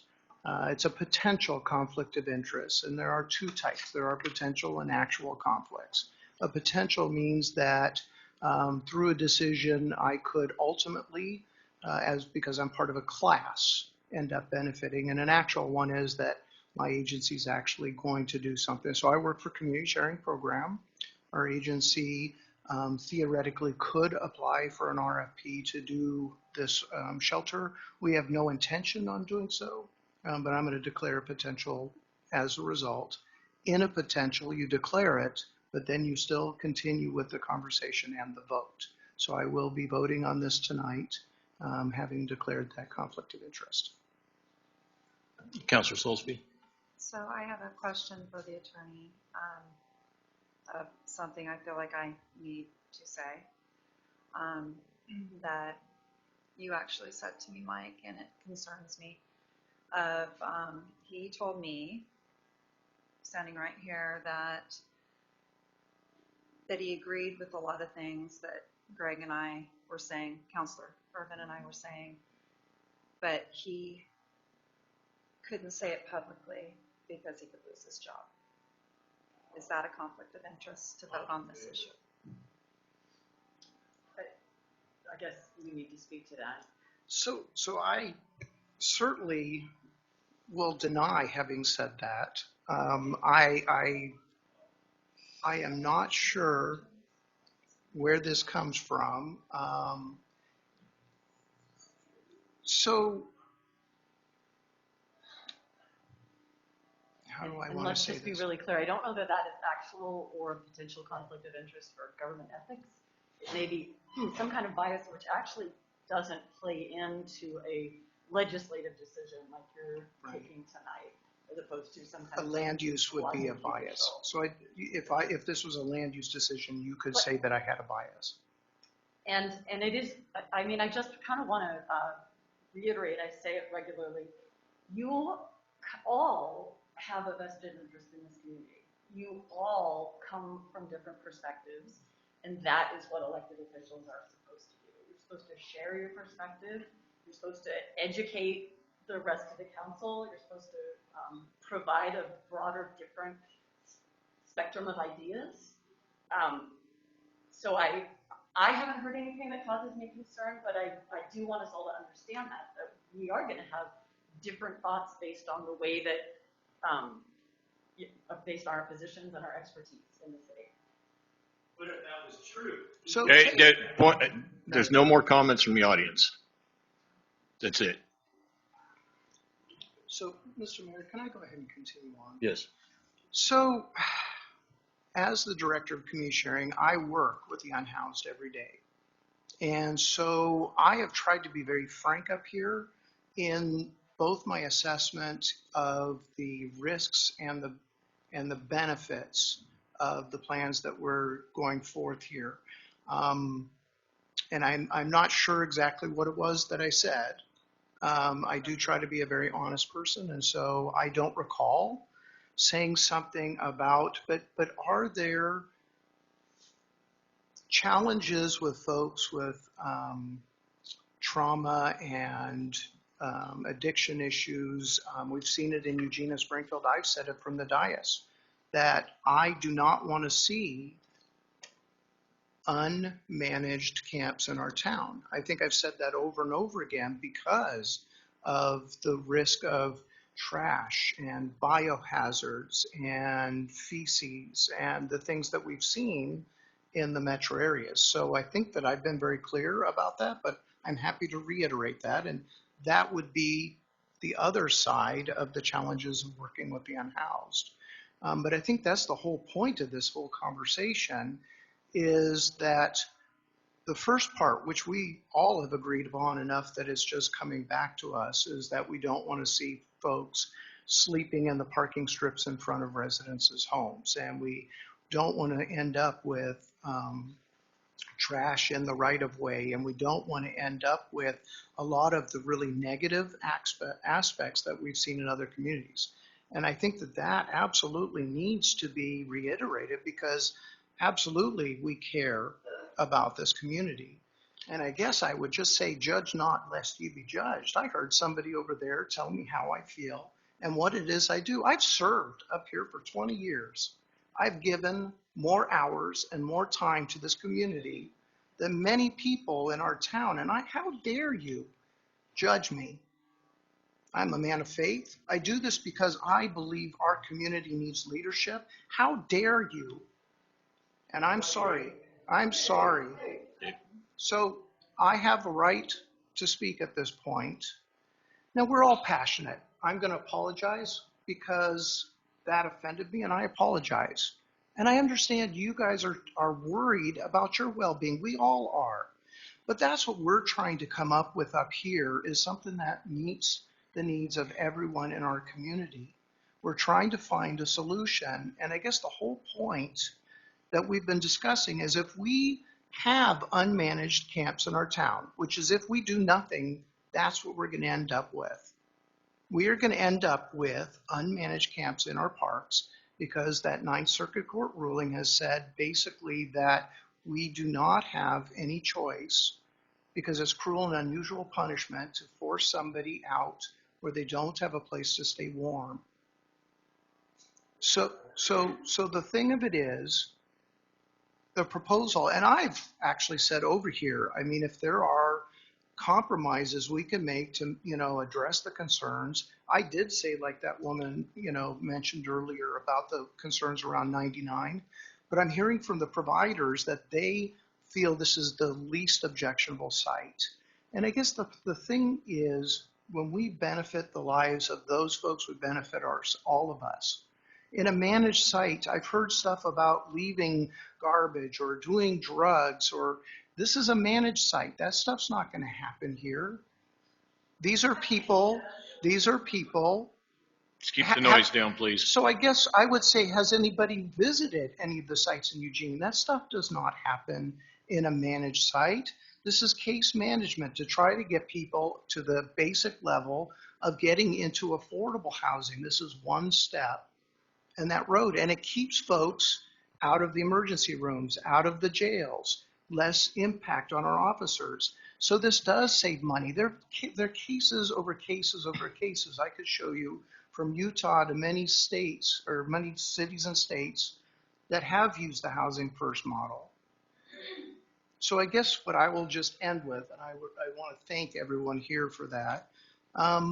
Yes, I have a lot of firsthand experience working with this population. I have to tell you, they are like every unhoused person is like you and I. They have many different reasons. They are who they are, what brought them to the place they're at, the impacts. And I think anytime we loop any one group into a class, we disparage that group. Rob Dickinson, who's online and was our first speaker, he will attest that we don't often agree. And I'll tell you, I could not agree with his comments earlier. This is the decision that's going to have the least impact on our community. And I hope that folks will see that down the road. I have the ability at my agency to see where people are getting service, as will anybody applying for this RFP. And absolutely a priority will be given to folks here so that we're not having folks from the metro area coming down. We operated 29 nights over this winter season and had 2 individuals enter our area that happened to be coming through from the metro area. We're not a destination. We're far from many of the services in the metro area, and it's not going to be a huge draw. I do want to apologize if I've been passionate.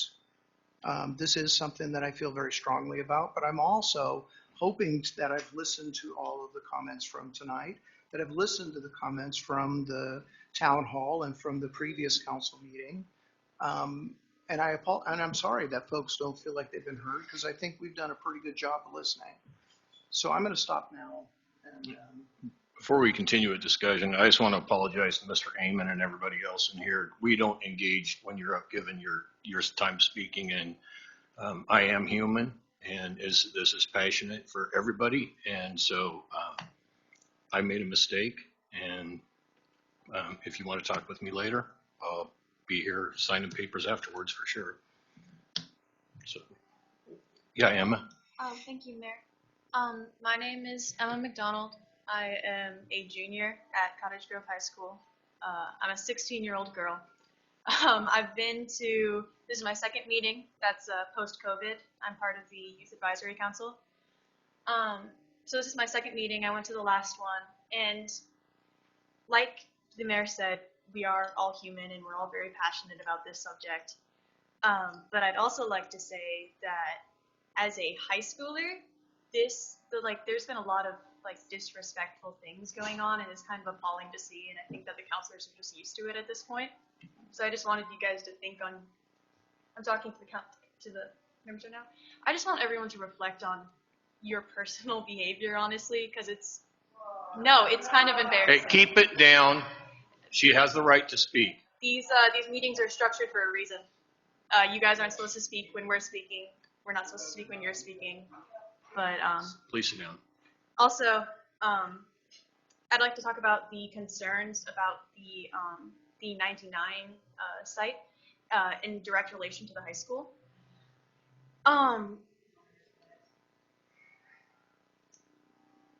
Never mind. Please continue.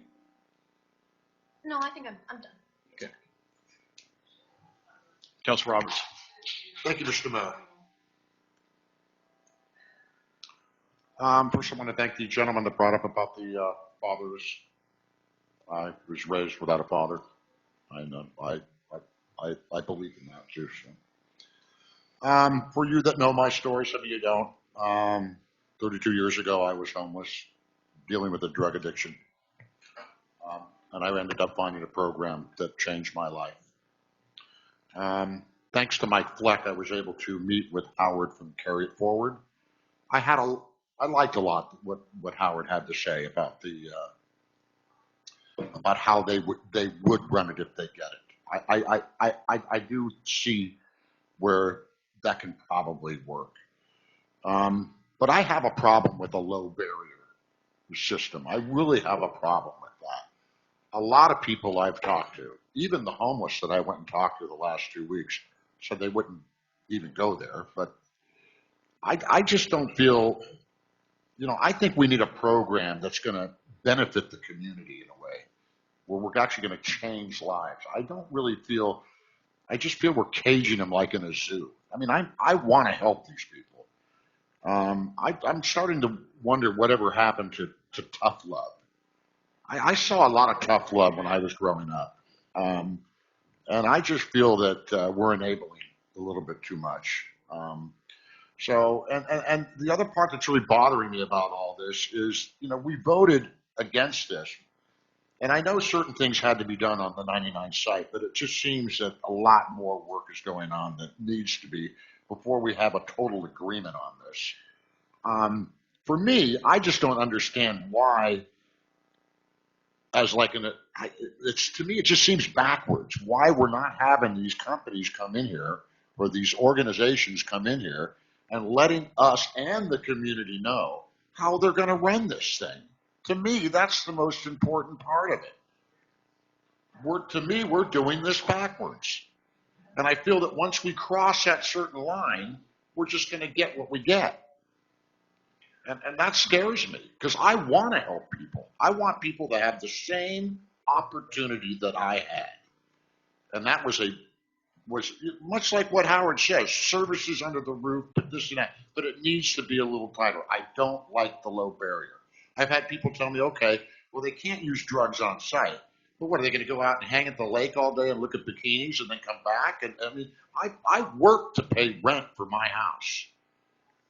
To me, it's like we're giving these, just to get them off and corral them somewhere, we're giving them a vacation home. I really think we need to look at how we're going to run. And as I've been saying for months, even years, we need a bold program that is different than everybody else. Cottage Grove is known for doing things different and bold. Let's do that with our homeless. I just want to see. I'm really, tied up in a lot of this. I haven't slept much. I've been talking to a lot of people. But I do want to thank you, Mr. Fleck, for reaching out and setting me up with Howard. That did, I realize there are people out there that can help us run a good camp. But we need to know how they're going to run it. That to me is number one. I'd like to address your concern there on the how they would do it. When we did Safe Routes for School, we didn't go ask Wildish how you'll do it and Knife River how you'll do it and Delta Sand and Gravel how you do it and then put out an RFP. So it's not doing it backwards than anything else we do. It is doing it the same way we do everything else. It's just everybody is so emotional about this, they don't see it that way. It's no different than putting out an RFP to do a water treatment plan or something else. It's a program that we're going to put in place.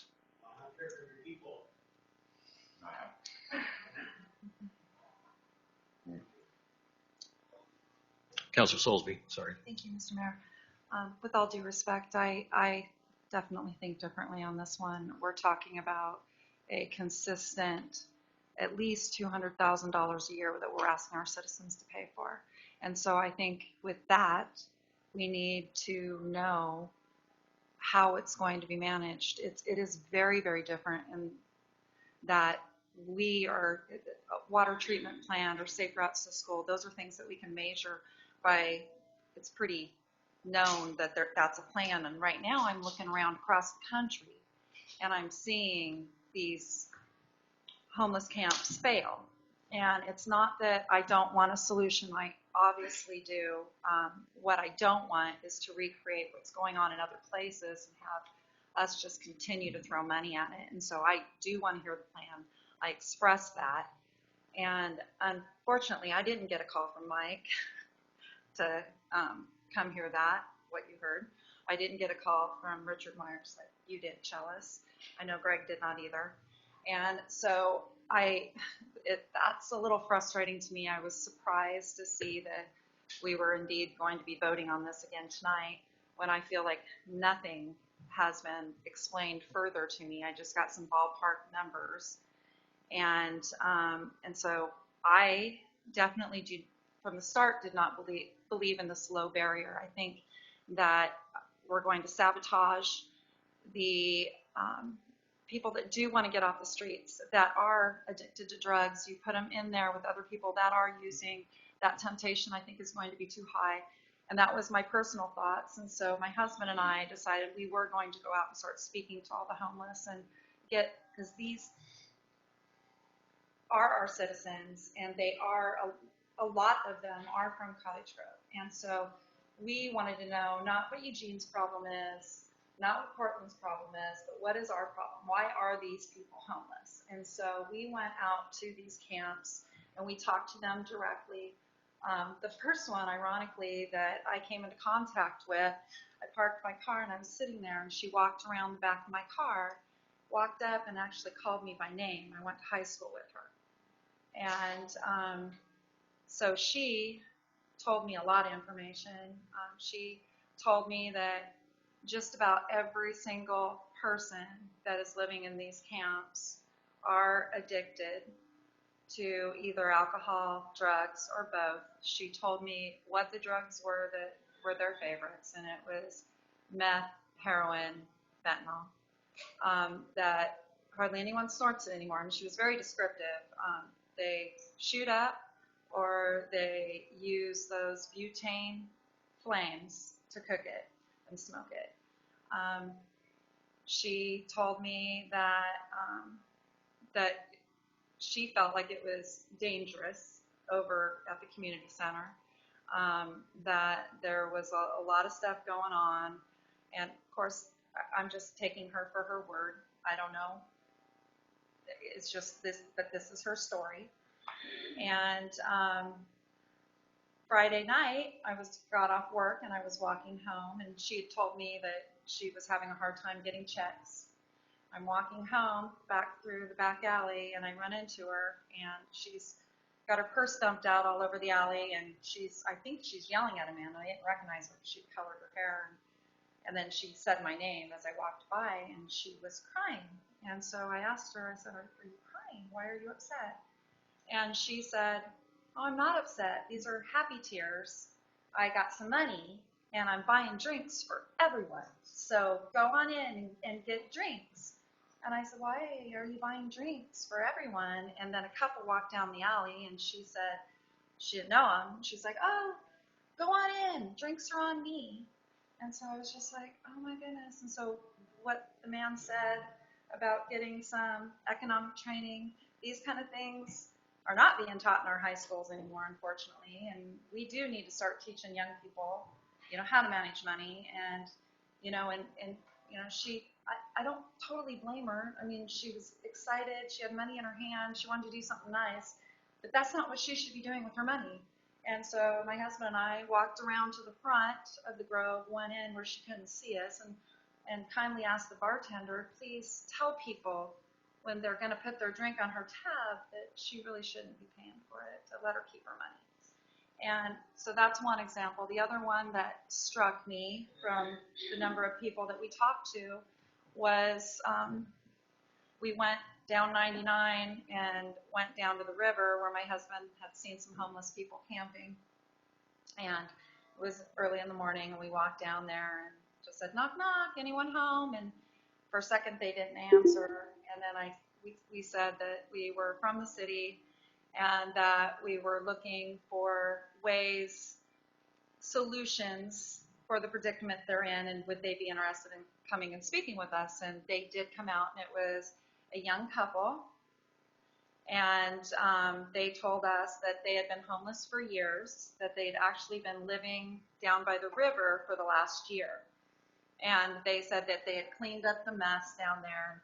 And it was pretty obvious that they were trying to clean up down there. And we just started asking questions like, what would help you get off the streets? And do you want to get off the streets? And, and I said, you have to be really honest, because we can't help if we don't know what the problem is and why are you here?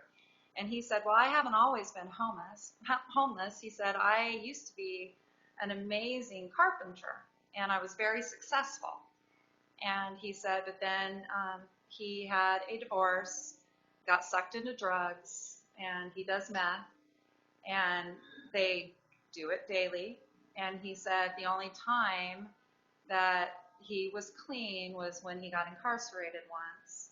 And he says, and he explained to us exactly how getting clean, everything about, how your body goes through it, and it takes about 6 days, and then you get your senses back. And he was lucid. He was, he was a great guy. I mean, I felt so much compassion for this man. And he said that he would get help and that he would get into a program if it was offered to him. But he said, no way on the low barrier. He said that would be unsuccessful as far as getting off drugs. He says everyone that he knows that's been in low barriers before, that it just kind of facilitates it longer. And, the average age of a homeless person on the streets is 50 years old. And they're killing themselves with this. And he knew it. And we actually met them later that night and had dinner with them. So we spent a lot of time with them.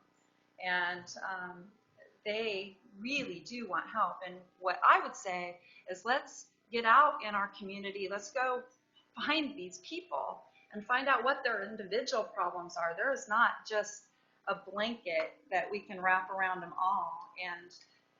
But starting out with low barrier, and he said, he goes, we will not stay clean. He said, we will. They're not searched when they come in, correct? Oh, they can be. Well, really? Absolutely. And low barrier. Typically not, but they certainly could be.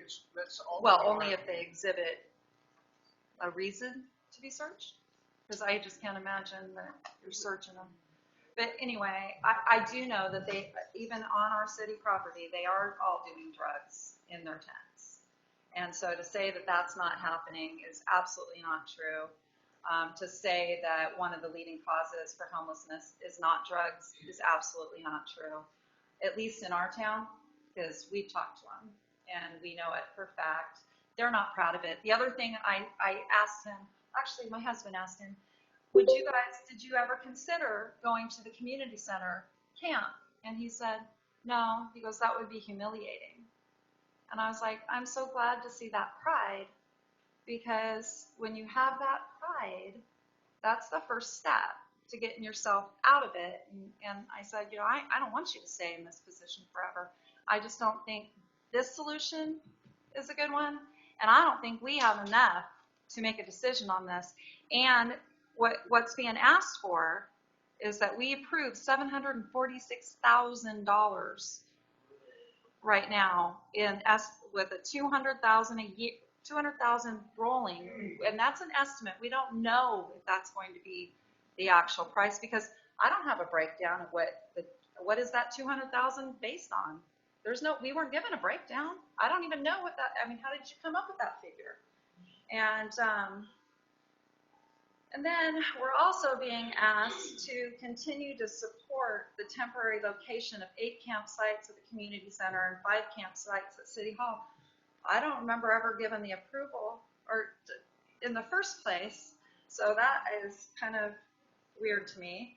And then they're also asking for the approval of working with Homes for Good to pursue development of low-income housing on city property on Douglas, and I don't even know what that means. I mean, we haven't been given anything, and so to say, are we going to give that property to Homes for Good? I haven't been presented with that. So to actually send something like this to vote without the information, and it's all lumped together, these are different proposals, in my opinion. And I don't like this lumping it all together and having somebody say, well, you approved it. So, so I, in good conscience, cannot vote this through. I'm sorry. It's not that I don't want to help our homeless population and get people the actual help they need, get them into services. It's not that I don't want to do that. I'm not lacking any kind of compassion for these people.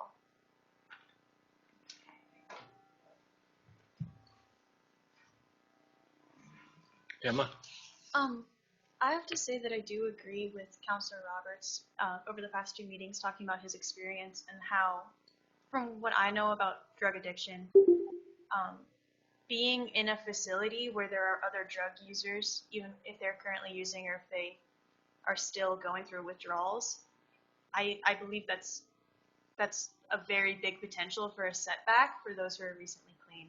So I think that lumping everyone together in a place like a low barrier shelter where they are susceptible to things that could, if they're trying to get clean and they're experiencing outside factors that are prohibiting that to happen, I don't think that's helping them in any way. I think that rehab, which is really what we're talking about, if we're talking about dealing with drug addiction and homelessness, I think that it's something that's really complicated and that's individualized to each person, and it costs a lot of money.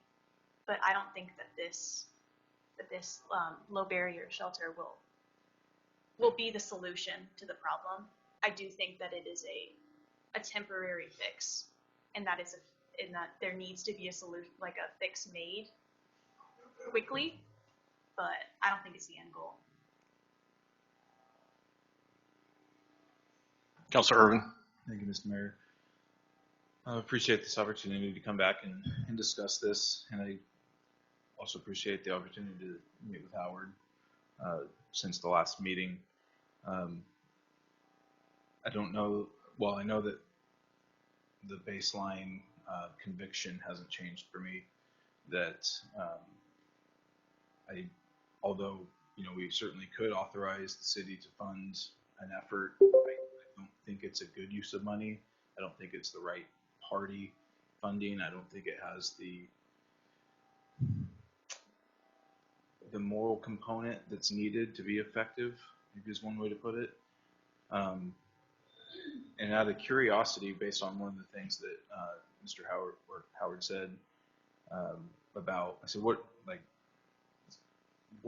give me one at least thing that's a real impediment that you see across the board. And he said, well, one of the real impediments has been not being able to get a bank account. And I thought, well, that's very interesting. Like, okay, what are the barriers? So I had a very fun adventure this last week where I tried to backtrack from that. I started at the post office, which then led me to a conversation with city staff about the process of getting an address placed in, to a representative of a bank to give me the criteria that the IRS places, which is a different criteria than just being able to get mail, for the anti-terrorism measures that are in place that are actually probably the biggest impediment to getting a big account for homeless. And then it all came back to the DMV. And then the DMV kind of gave their criteria about it. And I was left with, I think it's important that we as a body move together and find that if there are things that maybe we think are good but we really don't agree on, I think there's wisdom in moving together on things that we can agree on, putting those in place, being patient, watching, being intentional, inspiring the community to come around. And so I just mentioned the bank account thing because it's like there might be things that we can change in this body that would facilitate or make simpler the process, whether it be designating land to have a legal address, to be able to fulfill the bank's requirement, the IRS requirements, to have a place to store money safely, rather than being susceptible to being robbed. And so you can't really do anything until you can put aside money without risking. There's some practical things that we can do that don't cost an ongoing amount. Anyway, so that was one of the thoughts I wanted to share. On this, I'm still a no vote on this proposal, but I don't want to stop. I don't want to just, wash my hands of it or whatever. It's like I think there's some practical things that we can do to help on it. So I think that's where I am 2 weeks later, whatever it's been. Councilor Roberts. Thank you, Mr. Mayor. Good comment there on the bank account thing. Once again, the program that I went through helped with the bank account. It helped with IDs. It helped with job training. Back then it was the SBA, small business people that could come in and teach us how to write resumes, how to do even job interviews. The program I went through kept us pretty busy every day. There was always something to do.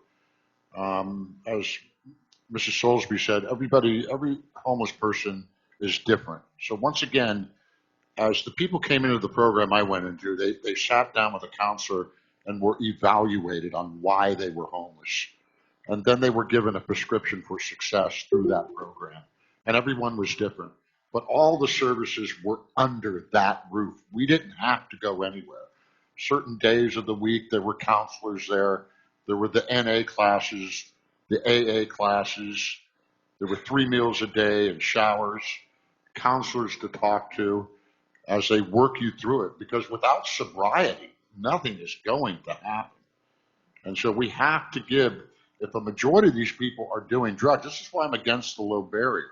We have to change their lives so they can benefit the community through working jobs, being part of the community. And that's why I'm all for. I like the 90. I think the 99 site can be a really good site, but it has to be run. It can't. Low barrier. So that's what I want. But thank you for bringing up the bank account. Councilor Silsby. Thank you, Mr. Mayor. In segue to what Councilor Irvin said, something I forgot that the homeless couple told us is that they cannot get food stamps because they don't have an address. And I was just like, that's heartbreaking, not to be able to get food. And so, it's like, so what are you doing to get food? And it's like, well, we pick up cans. And, that's how he actually got arrested once, was he was trespassed from picking up cans. So. If I may just add on to that, and the thought here was, it doesn't sit well with me that because I imagine that proposed site, has an address, and then you'd solve that problem for those there. Like this, if we come up with a solution that anybody can access, whether they're in the site or not, then that's at least a leg up. Because the idea I'm working off of is give opportunity, and make the opportunity accessible. And I know there could be dangers. I thought maybe there's ways to game the system. There's probably reasons why, they want to tie you down to a spot. But we're living in a different space and we're dealing with new problems. I just think we can be creative about it. Councilor Savage. Thank you so much, Mr. Mayor.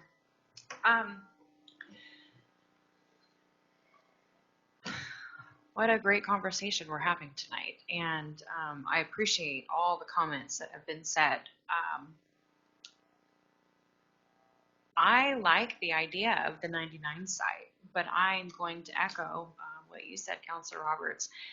I don't believe it should be low barrier. And I said this 2 weeks ago. For me, there has to be skin in the game. You have to work in order to get what you want. And that prescription, as you put it, can be filled for each person. That is going to look differently for each person. Something I say to my kids is fair is not treating everybody the same. fair is meeting everybody's needs. And you do that by treating people differently. It's really hard to do that blanket prescription and hope that it meets everybody's needs. I too feel this sense of urgency that we should do something, but I would rather do it right than backpedal. I think the 99 site's a wonderful idea with a program like that, and how can we guarantee that?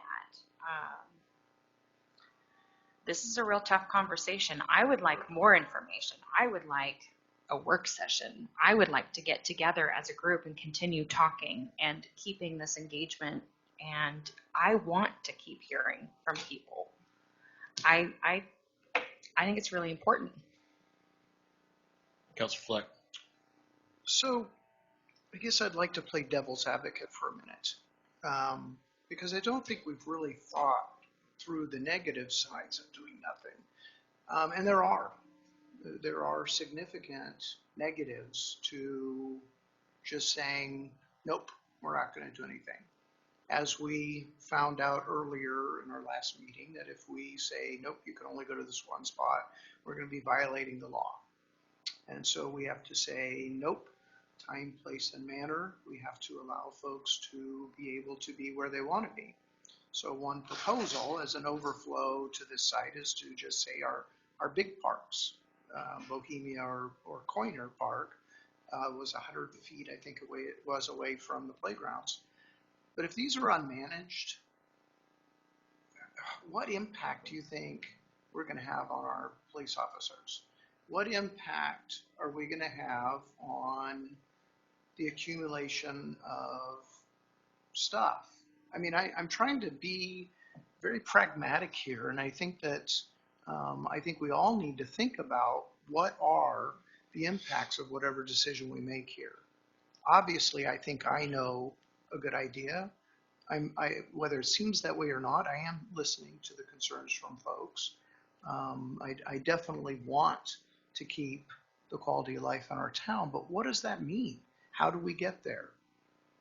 Doing nothing, I'm sorry, is not going to get us there. It is not going to be the answer. The whole thing about low barrier, I couldn't agree more. I think drugs are a huge problem. I will absolutely agree with the other comments that of the folks that I've encountered, drugs are certainly a problem for a great number of the unhoused folks I've worked with. But the question isn't about whether the drugs cause them to become unhoused, and I think it actually quite often is the other way around, that to cope with the hopelessness, folks end up falling into drugs. And I do actually kind of agree that being around folks who are, not in recovery could be a challenge. And so I suppose we could come back with a, sobriety requirement. The problem is, where's the motivation? Once again, let me play devil's advocate. Where's the motivation for somebody to come to this site if they're not ready for that step? If they're not ready for the step of how do I get beyond this? How do I build my self-esteem? How do I even cope with this? These are folks I work with all the time. And what I'm telling you is, without that open door to get folks in the door and start working with them, and I have to tell you, that's why I didn't really select folks. I just had heard comments at our last meeting and encouraged folks to reach out to Howard, who's a gentleman that's at our shower trailer on Wednesdays, to understand what they do. And I've been so impressed. I am from the old school of, I had a very strict father who, said, get your act together or you're in trouble. And that works for folks who've been raised in that culture. It does not.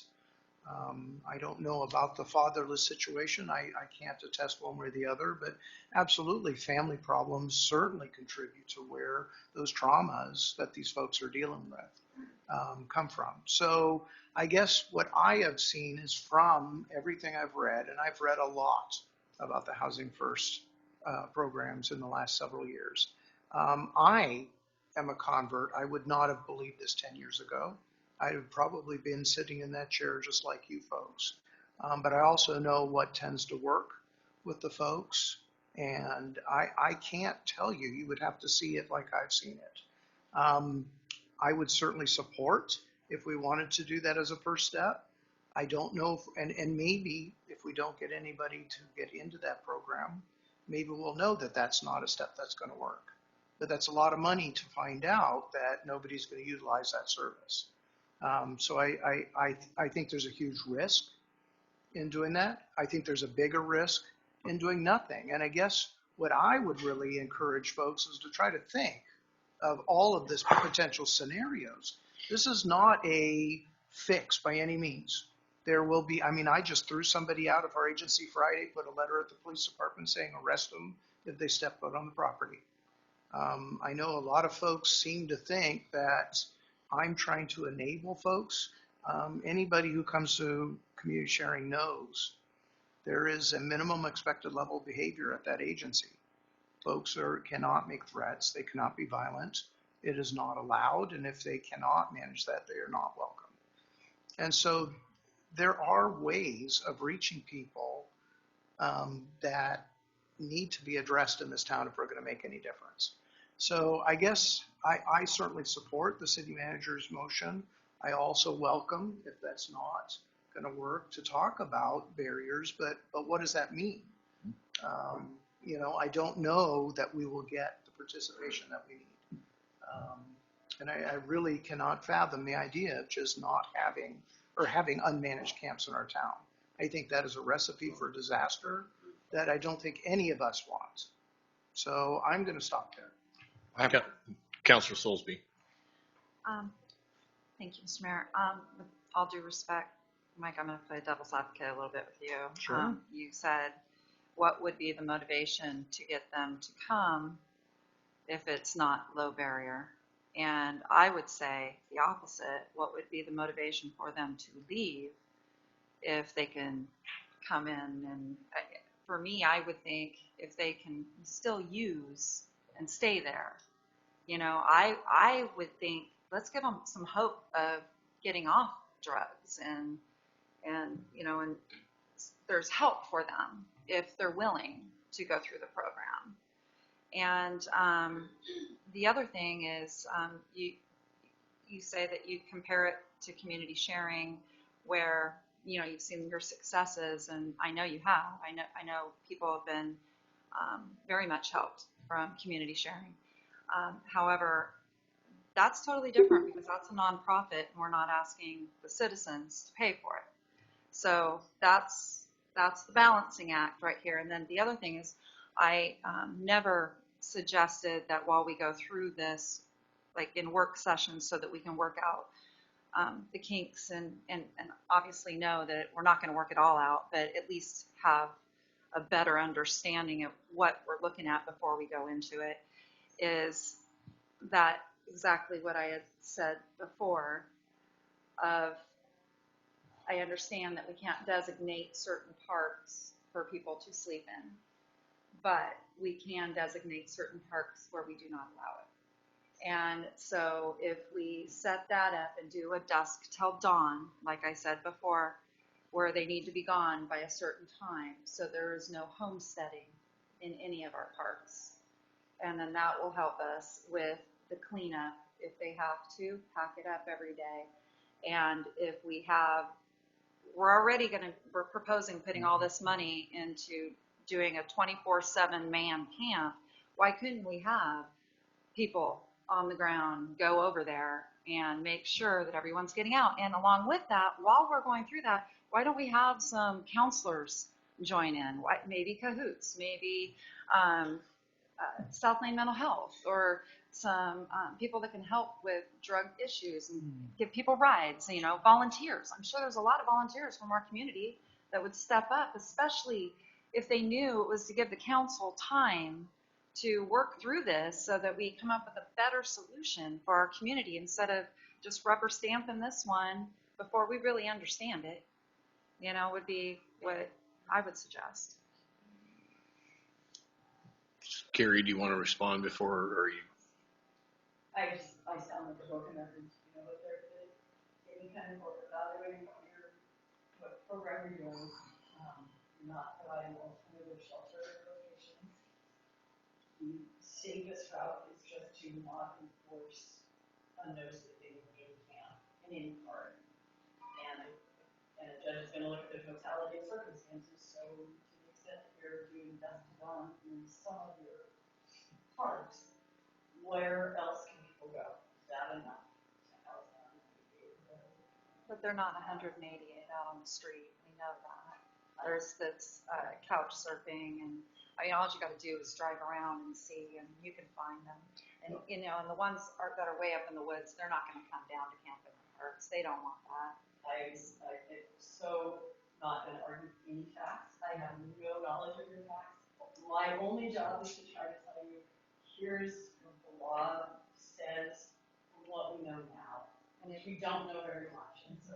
No, absolutely. And if we, for some reason, got served with a lawsuit saying, you know, look, we are working on it. We are working on it, and we want to do a solution, but we want to do what's best for our citizens, and including our homeless and housed citizens. I cannot see a judge going, you know, you're not doing enough when we're really trying. So, I agree. yeah. Mr. Myers? Yeah, I want to address a couple issues, especially with the low barrier. If you do a barrier approach, you are not satisfying Martin Boise because you've created a shelter facility that would not be recognized as an alternative location. The low barrier facility that we've been talking to carry it forward with, and we've talked to Square One and St. Vincent de Paul as well over the last 3 years. The purpose of that is to get them in and start doing that training. That's why the house is important. That's why they've got the rooms for counseling and education and moving forward and trying to get the people addressed into the proper channels that they need to be in so they can start making the progress. Will that work for everyone? No. I mean, people are individuals. That's the issue of it. But if we're going to do anything to try to keep people from camping in city parks, it's got to be a low barrier alternative shelter facility for them to go to. Trying to say, yeah, we're going to set up, you can't be in these locations and we're going to do dusk to dawn in a park. How are you going to enforce that? After dawn comes, they're going to wander to other parks. And if you're going to think you're going to put a regulation on saying, oh, you can't sit, sleep, lie, stay warm and dry in other parks during the rest of the day, you're going to enforce that on everyone.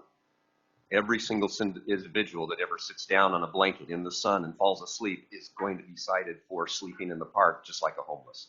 You can't separate those people out. If you do, the court's going to throw it out in an instant.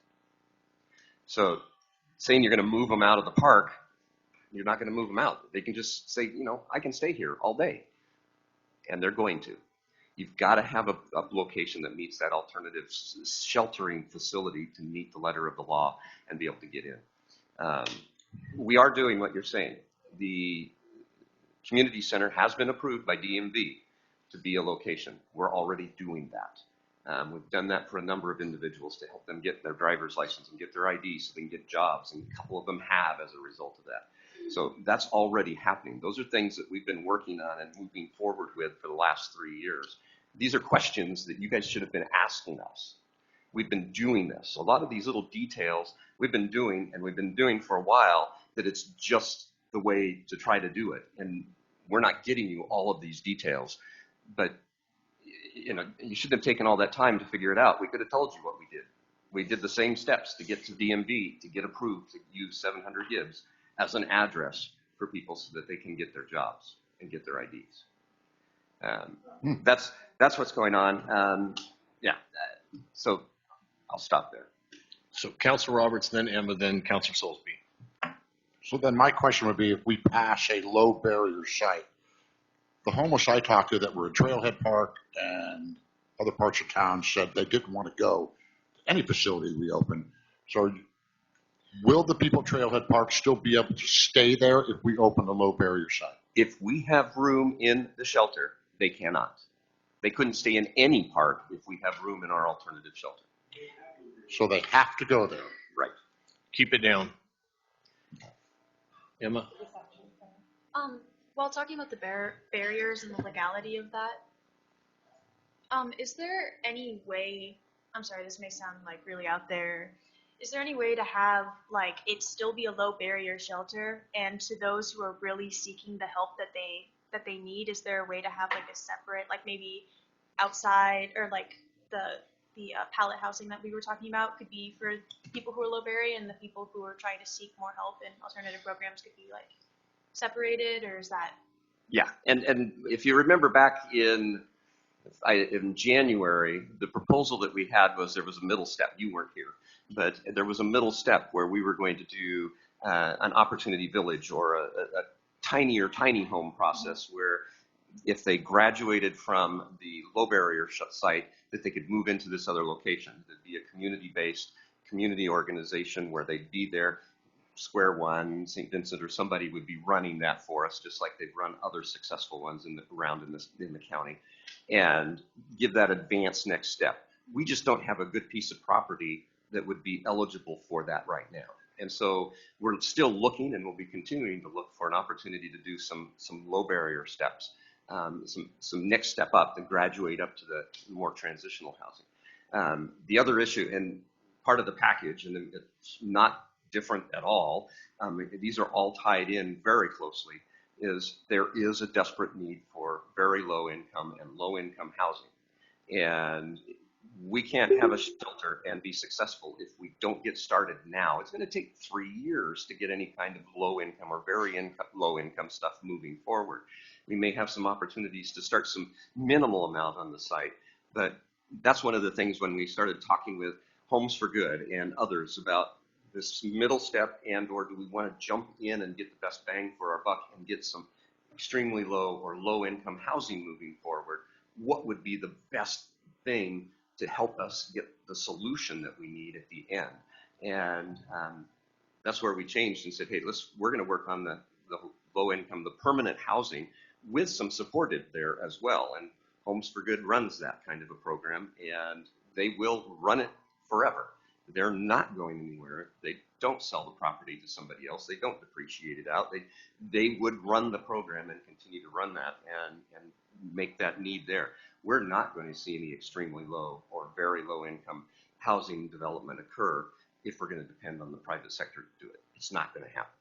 And if it does, they'll only stick around while they get the benefits for it, and then it'll be gone. So we've got to get moving on that if we're going to have any kind of solution, because it takes so long for that to get moving and to get done. And while that's happening, we can get and find another location for that middle step. Thank you. Councilor Soulsby. Thank you, Mr. Mayor. I just wanted to revisit something that you just said, Mr. Myers, that they must go to the shelter, because that is not my understanding, that if we have availability that they still must go. That it's my understanding that they can still deny it and stay. So what I can say about that, I think the question's posed to me, is that if you don't have low barrier shelter available, then you cannot push people off the parks. So having the low barrier available is a reasonable alternative shelter. Where is that in Martin versus West? It's more in Blake, where Blake outlines what alternative forms of shelter are. And what does that say exactly? Because I would like to get that ironed out, because I did not read it that way. Yeah, so what it says is that it doesn't include a church-affiliated entity. So then you can imagine they use the rationale there because it has strict rules and requires mandatory attendance to church and other church-affiliated activities. I would like a mandatory sobriety requirement to that type of strict rule. So that's what you're taking from it, is because it says anything religious means drugs? I'm looking at it as a barrier. It's a barrier. So I don't see it that way. I'd like a second attorney opinion on that, if I could. That seems very, very broad to me. And then they also point to federal BLM land, Josephine County land, or state rest stops, which were available, but there are restrictions placed on those lands making a homeless individual's use of those lands infeasible. So that's, again, just looking at restrictions that made it not adequate alternative shelter. That sounds very different to me than saying that we have to do a barrier in order to hit that requirement. I think actually this is, I think that's completely different. I would like a second opinion on that. And then they look at warming shelters, and they use the rationale because they don't have beds, are not available consistently throughout the year, and do not have enough capacity to house the homeless population. But that's when that's with any shelter. But so also,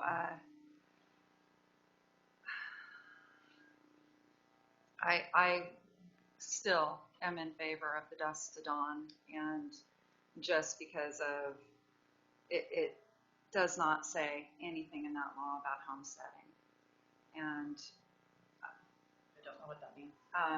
Camping, like making a home, and this is a temporary thing, so that we can get something going. But I don't want our parks to be filled with tents, like we can designate or designate the ones we don't. I'm trying to use the right language for you, is designate the ones that we don't want it to happen in. And I think that we just can't go into this without that information and that low barrier definition. I don't see how it's. So it has been then codified, as you know, and when HB 3115 goes into effect in a year, a little more than a year, all we have to go on is reasonableness determined based on the totality of the circumstances, including the impact of the law on persons experiencing homelessness. And so kind of the common understanding is that shelters that don't allow pets, that's a barrier. That's not an objectively reasonable place. I'm just saying drugs. I had heard that, Richard had said that before, Mr. Myers, I'm sorry, had said that before, that low barrier also means that they can be a couple and they can bring their dogs. I'm all for that. And I don't see any reason why they can't bring, their pet or their loved one. But drugs is where I would have to draw the line on that. Yeah. So I just want to really emphasize, you all are the policymakers, right? I didn't write the law. I'm barely able to interpret the law. You guys get to decide, how do you want to manage your city in light of very uncertain risks and rules? I have to balance what that risk is to the people experiencing homelessness and getting them off the street and not having them in the same position in 20 years or dead. Or also expecting our citizens to pay for that person for the next 20 years because they're not off drugs. They didn't get into a program because it's not expected of them to get help. So that's. And so I think, I know if I were staff, I would be saying, here's the program I came up with, or we came up with, and it's not my program, to try to thread the needle through all of this strange law and public lands, public land management opportunities, blah, blah, blah, all of that. If you guys, the idea is for you to craft something else. If this doesn't work for you, you craft it and tell staff, knowing the time is ticking and knowing, what changes are going to be implemented based on the law in the short term. I'm going to strip out those prohibitions on sleeping in parks. And so I've been hearing, call for a work session. I know that staff, in order to implement this program, is needing to get started, but I'm not hearing a uniform will behind that. And so what I do with all my councils is I'm like, look, this isn't our plan. This isn't our problem to solve. It is we need direction. They need direction. Councilor Stannett. So I do believe, as our attorney has said, that the legal landscape on this has changed. That we do have to do something. That we have to provide an alternative, or we have very little say on our public lands where people can and can't be. I think if we don't provide a low barrier shelter, then the low barrier shelter is going to be our parks. I don't think anyone here wants that. I don't think anyone here wants people camping on sidewalks, in the planting strips in front of people's homes. The potential for conflict there is almost certain to me. This is a very kind of sweeping recommendation. I kind of thought we were going to get here and decide on a site, mainly, without, before we get into the details of how it's managed. And I understand concerns about how it's going to be managed. Of course, I have them too. Things like enforcing sobriety in the site, I don't know how you would do that. I know it would be intensive, expensive, difficult. I don't think it's feasible. The program that Councilor Roberts talks about sounds terrific, but it also sounds intensive, expensive. I doubt, was it run by a municipality? Was that a city program? Probably not. I mean, was it? County.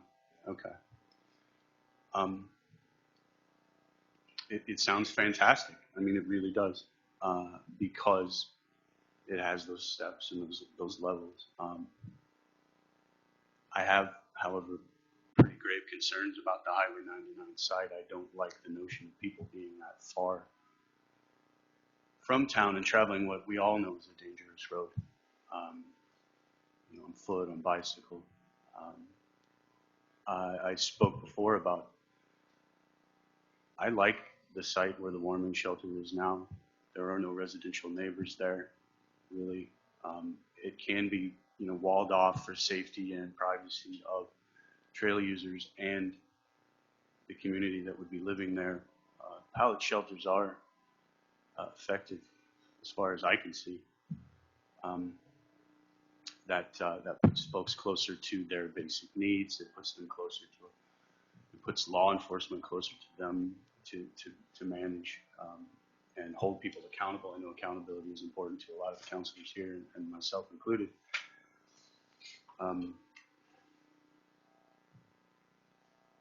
Again, I hear a lot of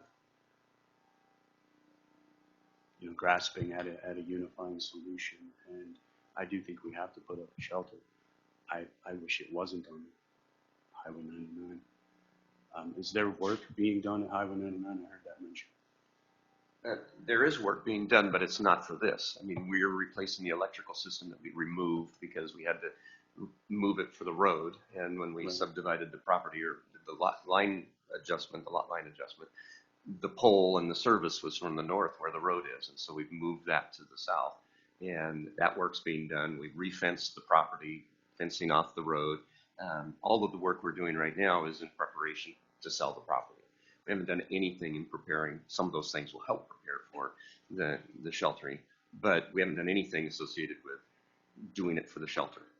So I also hear a lot of, and continue to hear a lot of people say that, well, we don't want to be like Eugene and Portland, and I think it seems that Eugene and Portland don't have the capacity for their homes to provide those shelters. Is that correct?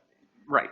I mean, when you've got 4,100 unsheltered individuals in the county, and there are only 1,900 shelters available, shelter beds available, that's huge.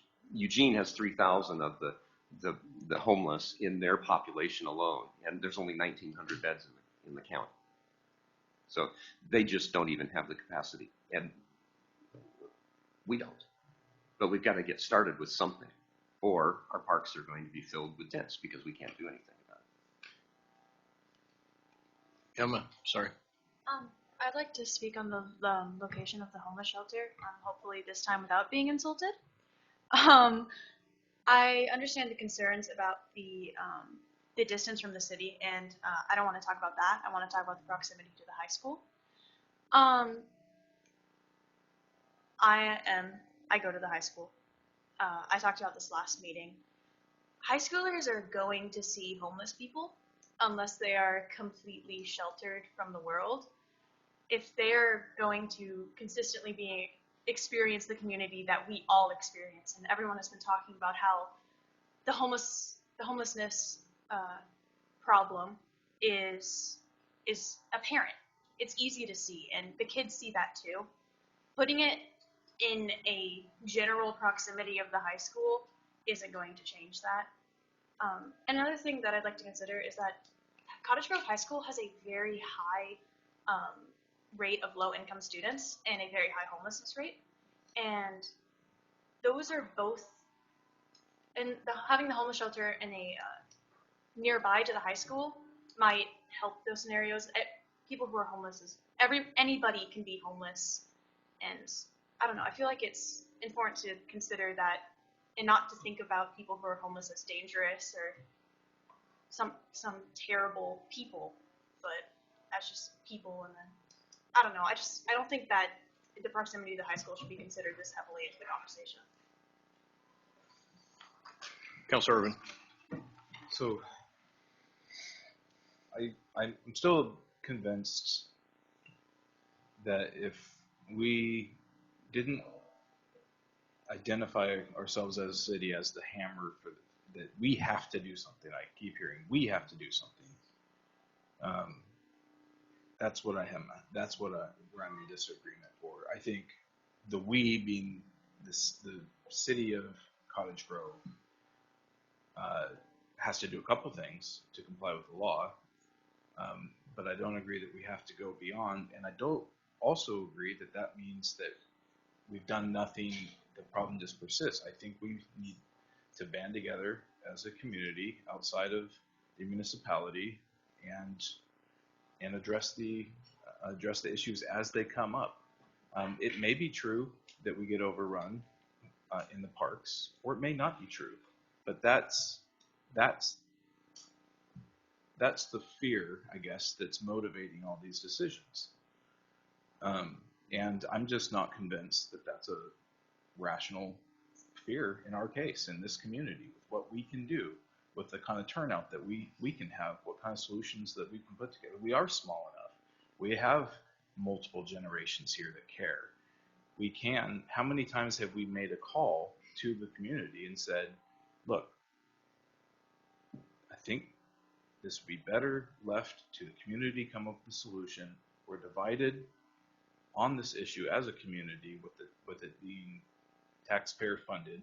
It sounds like most my impression of it is that low barrier is not really helping the homeless population. It's not really helping in any way except to comply with the interpretation of Blake versus Grants Pass. So that's its utility. That costs a lot of money to just comply with that interpretation ongoing. And once again, I don't think government's super good at doing much outside of in the social realm. I think it can be very good at administration, at infrastructure, at public safety, but I don't trust government to meddle in social affairs. So I want to not have us do that, and to trust the community to come around. We can be informed about what the law is and what the parameters are, but let generosity of the community solve this problem is where I'm at. So from what I'm hearing you say is that we should change our code to meet the law and let the community figure out how to make homeless go away? Why Or deal make with homeless it? go away? Well, deal with it? Is that what I'm asking if that was what I'm I hearing? would want law enforcement to handle the violations of the existing code as it relates to the things that deteriorate community living, vandalism, garbage, trash, threatening, the things that go on that aren't just a homeless issue, that's across the board. Just ramp that. And then as far as the outreach, allowing, make the call out to the nonprofit world or the community group organization to rise up and say, here's the unified direction. Maybe we need a I don't know how many beds it would actually require, because I am trying to move towards this affordable solution. But if you have to have a low barrier site, okay, satisfy that somehow for the absolute least cost, and then say, but we all realize that the most effective thing for this community is for structured programs with accountability, with a vision in mind for re-entering the society where we're not continuing to always have to leverage the resources of others. We can be generous, but not indefinitely. And so that's the direction I am going and thinking. Councilor Fleck. So Councilor Solbes, I heard you talk about the city funding and should be more like our agency. Well, community sharing is actually funded by Lane County primarily. I mean, we raise money in the community and we get a small amount from United Way, but the lion's share of our funding is from the county as a subcontractor, and it is federal, state, and county programs that we manage to the tune of roughly $400,000 a year. So when I hear, talk about the community raising, the funds, I mean, hey, that sounds wonderful. But as a guy who fundraises in this town, I have to tell you that is a extremely tall order. And one that quite frankly, I mean, I really applaud that effort. I don't know how our town of 10,000 population can manage that. And it just, I will echo Councilor Stemmett's comments that we will end up with our low barrier shelter in the parks. We're already seeing it. I mean, gosh, we don't even have to look anywhere. It's right outside this building. It is at the community center. It's at Trailhead Park. This is a glimpse of what an unmanaged future is going to be. And I don't want that for either any of our residents, including the unhoused. I think it's very short-sighted. I mean, we've always been a very proactive community, and I think that we're just stumbling over. And once again, I mentioned this earlier. I used to be in a very top-down authoritarian background, and it is not going to work in this situation. The laws have changed. We have very limited options on what we can do. I support this, and one thing I do want to comment is I want to tell our city manager how much I appreciate the unbelievable amount of work that he's put into this. I'm actually really bothered by criticisms of this man of deep faith who works an unbelievable amount of hours. There is nobody in this town that I know that works as many hours as this man. He and I have sat through countless meetings trying to come up with a solution that you're seeing before you. And hey, we welcome a different perspective, but I'm not hearing solutions. I mean, I did hear a gentleman talk about another program I'm unfamiliar with. I'm certainly happy to look at other options, but other than that, I haven't heard any solution from any of the speakers in this room. And no, I'm sorry that this is my time, and I apologize if I missed some. And none of this is perfect, and none of this is easy. I raised my kids here. I see a Boy Scout uniform. I did Little League. I did Cub Scouts. I mean, oh my gosh, I get it. I do. But I think we need to be pragmatic and we need to look at what's going to work here. I support this, and I guess I'm just wanting a consensus. Is there, direction to move on? Councilor Soulsby. Thank you, Mr. Mayor. So what I heard Councilor Sennett say is that Councilor Roberts' program that he was in sounds pretty expensive, and while I do believe that that is probably true, how expensive would it be for us to pay for a person that cannot get off drugs because they're in a low barrier and they're not expected to. And if they decide they don't want to, and if they stay in our low barrier for 2, 3, 4 years instead of moving through a program, how much more are we spending on them? So you kind of have to weigh that out too. And then actually getting somebody the true help that they need. And then also I heard that, if we don't do a low barrier will be in our parks, but that we're already seeing it at City Hall and the community center, but that's because we've allowed it. It's, this law has, we can tell them to move on at this point. And so we've created this problem in our town right now. And so I do also know that there are some other programs out there. Rhode Island has one that they call their MAP program, which is a 98% success rate in drug rehabilitation. It's something I think we should look into. There's a lot of programs out there. Another thing I'm not hearing anything about, because we haven't had a work session on this, is there going to be any kind of sunset clause in this? Are we going to have it be for a limited time? How long are people allowed to live in the homeless camp, especially when we only have 33 spots? Is it going to be those same 33 people, or are there other people that are needing help? So we have to have something that moves them through to get them the help they need so that they don't just stay in those 33 spots. And so we're helping 33 people as more our younger generation comes up and then are experiencing homelessness too. Our parks are filled. Yes, exactly. And so I stand by that. We need a work session. This is not solved tonight, in my opinion. Mr. Myers, could we do a work session before the next meeting? Well, we could, but yeah, we could. I want to address and answer some of these questions that have popped up. Number one, with Councilor Urban. Please look at the information about Carry It Forward. Everything you described about having and setting up programs and working towards goals, that is what they've done.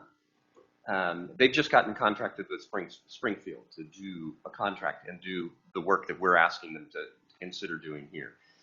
St. Vincent de Paul, South Square One Villages, Square One has done the same things, and they've done that through the low barrier approach in order to get people in and get them started. That's what works now, and you've got to get that next step. We won't be doing it. We don't know how to run facilities and shelters, and that's the thing we've learned with what we're trying to do with the ones we're trying to manage rather than having them scattered throughout the parks. This was not a thing we created. These were people who were camping in the community, and we said, hey, you can't be in the parks. Here's the location, until we filled those up. We tried to have some management and some control of that. The law is what the law is, and we can't move them on to something else. If we move them out of the community center, they're free and willing to go anywhere in the parks. That's the fact of the law. And so we will be having them. Everything you're saying, Councilor Soulsby, is stuff that we would work on as we work with the contractor. As we do the RFP, what's the time limit on the contract? What kind of time limits are we going to set on people being in there? What kind of programs are we going to establish? What kind of classes? What kind of counseling? What kind of education stuff are you going to be doing? The people that are with Carry It Forward, as well as Square One and St. Vincent de Paul, have the certifications and trainings in dealing with some of those issues. We won't be able to figure that out until we have this roadmap laid out in this proposal to move forward and start doing the RFPs. And that's where we get into the details of, and I've been making those notes. I've got a whole list of things already that we're going to be requiring in those contracts. That no drugs on site. I mean, they can come in under the influence of drugs or alcohol, but they can't have it on site. Those are things that we did with the warming shelter. We do the same thing with this low barrier site. That fits in those. Not accumulating the property. The sites that Carry It Forward's running already, they can't have anything outside the hut other than a chair and their bike. And all their belongings need to be stored in their containers in the building. And these things are there to start developing those skills and to get those individuals out of the street mindset that they've gotten into over the last 10, 15, 2 years, whatever it's been that they've been on the streets. We've got to re-educate and get them back into those hopeful situations. Some of the people will drop out, and they will drop out because these rules start applying as they get in there, and they'll move out. Can we keep them from being in the parks? No. I mean, they'll still have that opportunity. But with the shelter, with some designation, we can control which parks they'll be in. But we'll still be spending a whole bunch of time and effort on those parks monitoring what's going on. Dusk to dawn, we'll be spending more money on dusk to dawn in parks and trying to keep those clean and manage the people moving them around and not get anything out of it. This opportunity and visiting with all the organizations and groups over the last 3 years, this is the opportunity that will actually get us some success with getting some people out of the cycle of homelessness while we're also protecting and doing the things we need to do to protect our parks and our public spaces that we wanted to do. Councilor Savage first, then Councilor Soulsby. I actually wanted to make a comment, but I'd like to make it after Councilor Stennett because he's been raising his hand quite a bit. If you would like to go, I'd like I to pass actually it. think Richard kind of said something like what I was going to say. I've been about city energy social program, recommendations about that too, but again, we're not. I do think we are the stewards and managers of our public lands, and I think the law is pretty clear on the fact that we have to provide an alternative, or our public lands become open to camping. I think we have to provide a place for them to go. Thank you, Mr. Mayor. I heard a comment that solutions were not given, and I'm not advocating for these solutions, but I've been taking notes this entire time, and I've heard a number of solutions, such as create a mental health facility, which I don't know if that's even possible, but there's a solution. It could be create a battered women's shelter. It could be create homes for veterans and folks who are single and need somewhere to go. I appreciated those comments. I'm not advocating for them, but I think it's noteworthy to make note that we are being brought solutions. The other thing that it's kind of been bugging me since you said it, Mr. Myers, and that is that we should have been asking the right questions. And I don't disagree with you, but when we do ask the questions, we should be able to ask the questions. I think that's what we're here for. So I don't disagree with that comment, but I also disagree in the sense that we are here. We need to be able to ask the questions, and we're asking questions because we don't understand. And I want to talk about the mental health, and that's something that Commissioner Buck talked about at the town hall, and we've been working with the county as well. But the county is getting ready to start and provide their own county mental health facility. Since the state has one in Junction City, but they still haven't operated it fully. They haven't staffed it, and they aren't using all the beds. Lane County wants to create their own mental health, and we're partnering with them in that process. They're going to fund that. They're going to get that started and have beds there available for people that need to have time to stay and recover. And that's a big piece of this puzzle. And that's one of the benefits of working with Carry It Forward, Homes for Good, Square One, or St. Vincent de Paul. We're all trying to collaborate. This is not a Cottage Grove issue. This is something that we're trying to collaborate with the entire county and the other communities in the county, because what happens here may affect somebody else, and there are grander issues. Mental health, if you think this is expensive, there is no way you're going to be able to handle doing a mental health facility in Cottage Grove. I mean, that is overwhelming. And Lane County is I think they're putting somewhere around $10 to $15 million of their ARP funds into the development of their mental health facility. And that's just to get it started and to get moving. And they're still seeking underfunding for that. So, I mean, that's where we're going to see a big benefit and a help and a part of the puzzle that goes in to help make this work. It's not something that's all isolated happening. We need to be tied together on that, and that's what we're trying to do. Councilor Soulsby. Thank you. Mr. Myers, I heard what you were saying. that we should definitely be looking at Square One, Carry It Forward, other programs like that. However, I still, after we thoroughly, all of us, read everything that there is on that, I still feel like we need a work session so we can ask the questions. And then also, I really want to know, what does $200,000 a year get us? I mean, we don't even know that, but I'm just supposed to approve it. And so, I mean, when we're getting a new roof, at least I know we're getting a new roof, so here it's just a blanket. So that's, so. You're not approving $200,000. Okay. That is just an estimate in here in the cost that for the contract services. And so those contract services that you would be getting from that nonprofit organization, we've talked to them and we have an estimate of $170,000 to $200,000 for a 24-hour, 7-day-a-week facility that's staffed with staff that can handle and address the crises that occur, the night terrors, the issues that these individuals will have as they're trying to recover from being on the street. That's what that would cost. And it doesn't include any of the utility costs. If we use the 99 site, we'll be covering all those because it's hooked to city water, city sewer. We'll be taking care of the logistical stuff while they'll be doing the staffing. $200,000 is not a lot for the staffing that would be needed. They will be using volunteers. They will be using volunteers from the community. They're more than happy to do that. They'll be asking for that. If that's from the discussions with Carry It Forward. If we were using St. Vincent or the others, they'd be doing the same thing, I'm positive. And they'll more than welcome that. But you've got to have those professionals involved. And $200,000 is probably 4 full-time professionals in the fields. And that's what it really is. I would really want to see a breakdown on what. Well, you won't see the breakdown until you do the RFP. You've got to set the plan up and then go out for RFPs on having those contractors come in. Then you'll be able to see the breakdown. We need the authority, and this motion is to let us start soliciting those proposals.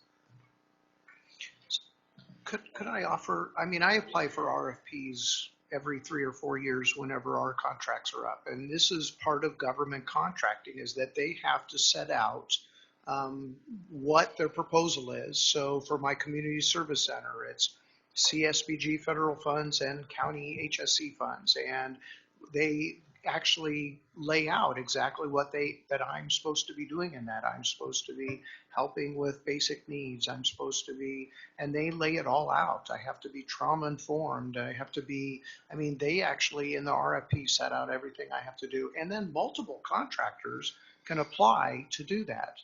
So others will say, this is how we're going to do it. There are also opportunities, especially during COVID, with all of the different programs where they wouldn't get anybody apply for it, and then they have to reshuffle, change their RFP to where it's something that contractors can actually provide. So that's the government contracting piece. And I do understand that. But what I don't understand, what I'm struggling with is you're an established organization already. We're starting something brand new. And so, like, if I was going to a bank to get some money to start my business, I would need to get a business plan. So I guess that's what I'm asking for if I'm going to vote. Mr. Stewart? So if I might just, Councilor Soulsby, if you go to a bank to get a loan to start your business, you're probably going to have a location where you're going to start your business. So you'd be able to put some parameters around that business, most likely. So what's being asked tonight is we're looking for a location if the council wants to support a low barrier entry place to house people. We're looking for a location. So for instance, there's been 2 suggestions.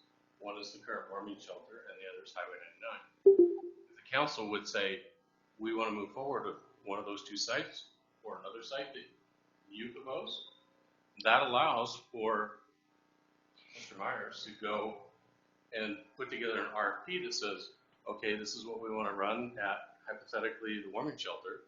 The warming shelter site's going to be different from Highway 99 because there's no house, Contractor may need to bring in support equipment and it's gonna be a different bid. So I just wanted to share that it's important if we're gonna go down this road, there needs to build on what I'm hearing a lot of the councilors want to hear or see. Can't build something without the location because there's different ingredients or requirements for each site. And with all due respect, if I did not, even if I had a location in mind, I would still need a business plan to get that money to buy that location. And that's what we're mapping out with this proposal. The specifics, how you buy your products or whatever you put in your business that you're doing, are not a part of that business plan. Those are the details that you have after you know how much funding you're going to have, know what kind of appliances or what kind of equipment you're going to be able to purchase.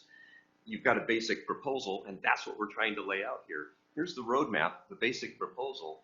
Is this acceptable so we can start moving down the road? Get the RFP out, get those other things happening so that we can move forward. And those will be coming back to the council. You will have to act on the RFPs or queues. Councilor Roberts. So basically, we're going to go through this again. So if we okay the 99 site, and we spend all that time and money on it, then we go through the RFP. What happens if this council can't agree, much like we're having a hard time now, on the RFP? So then what is that? This is what I'm trying to say. Then that money, of course, I guess we can sell the property and recoup that. I don't know. And then my other question would be, can we have two sites? Can we create a low barrier site at like North Regional Park and then use the really nice 99 site for a better program and then tell the people no parks? You could, but you're really probably tripling your costs because there's nothing in North Regional Park to create a managed site for a shelter. You would be putting all of the services in addition to building some kind of structure or having the contractor bring something in that's going to bring that cost way up. All right. Okay, thank you.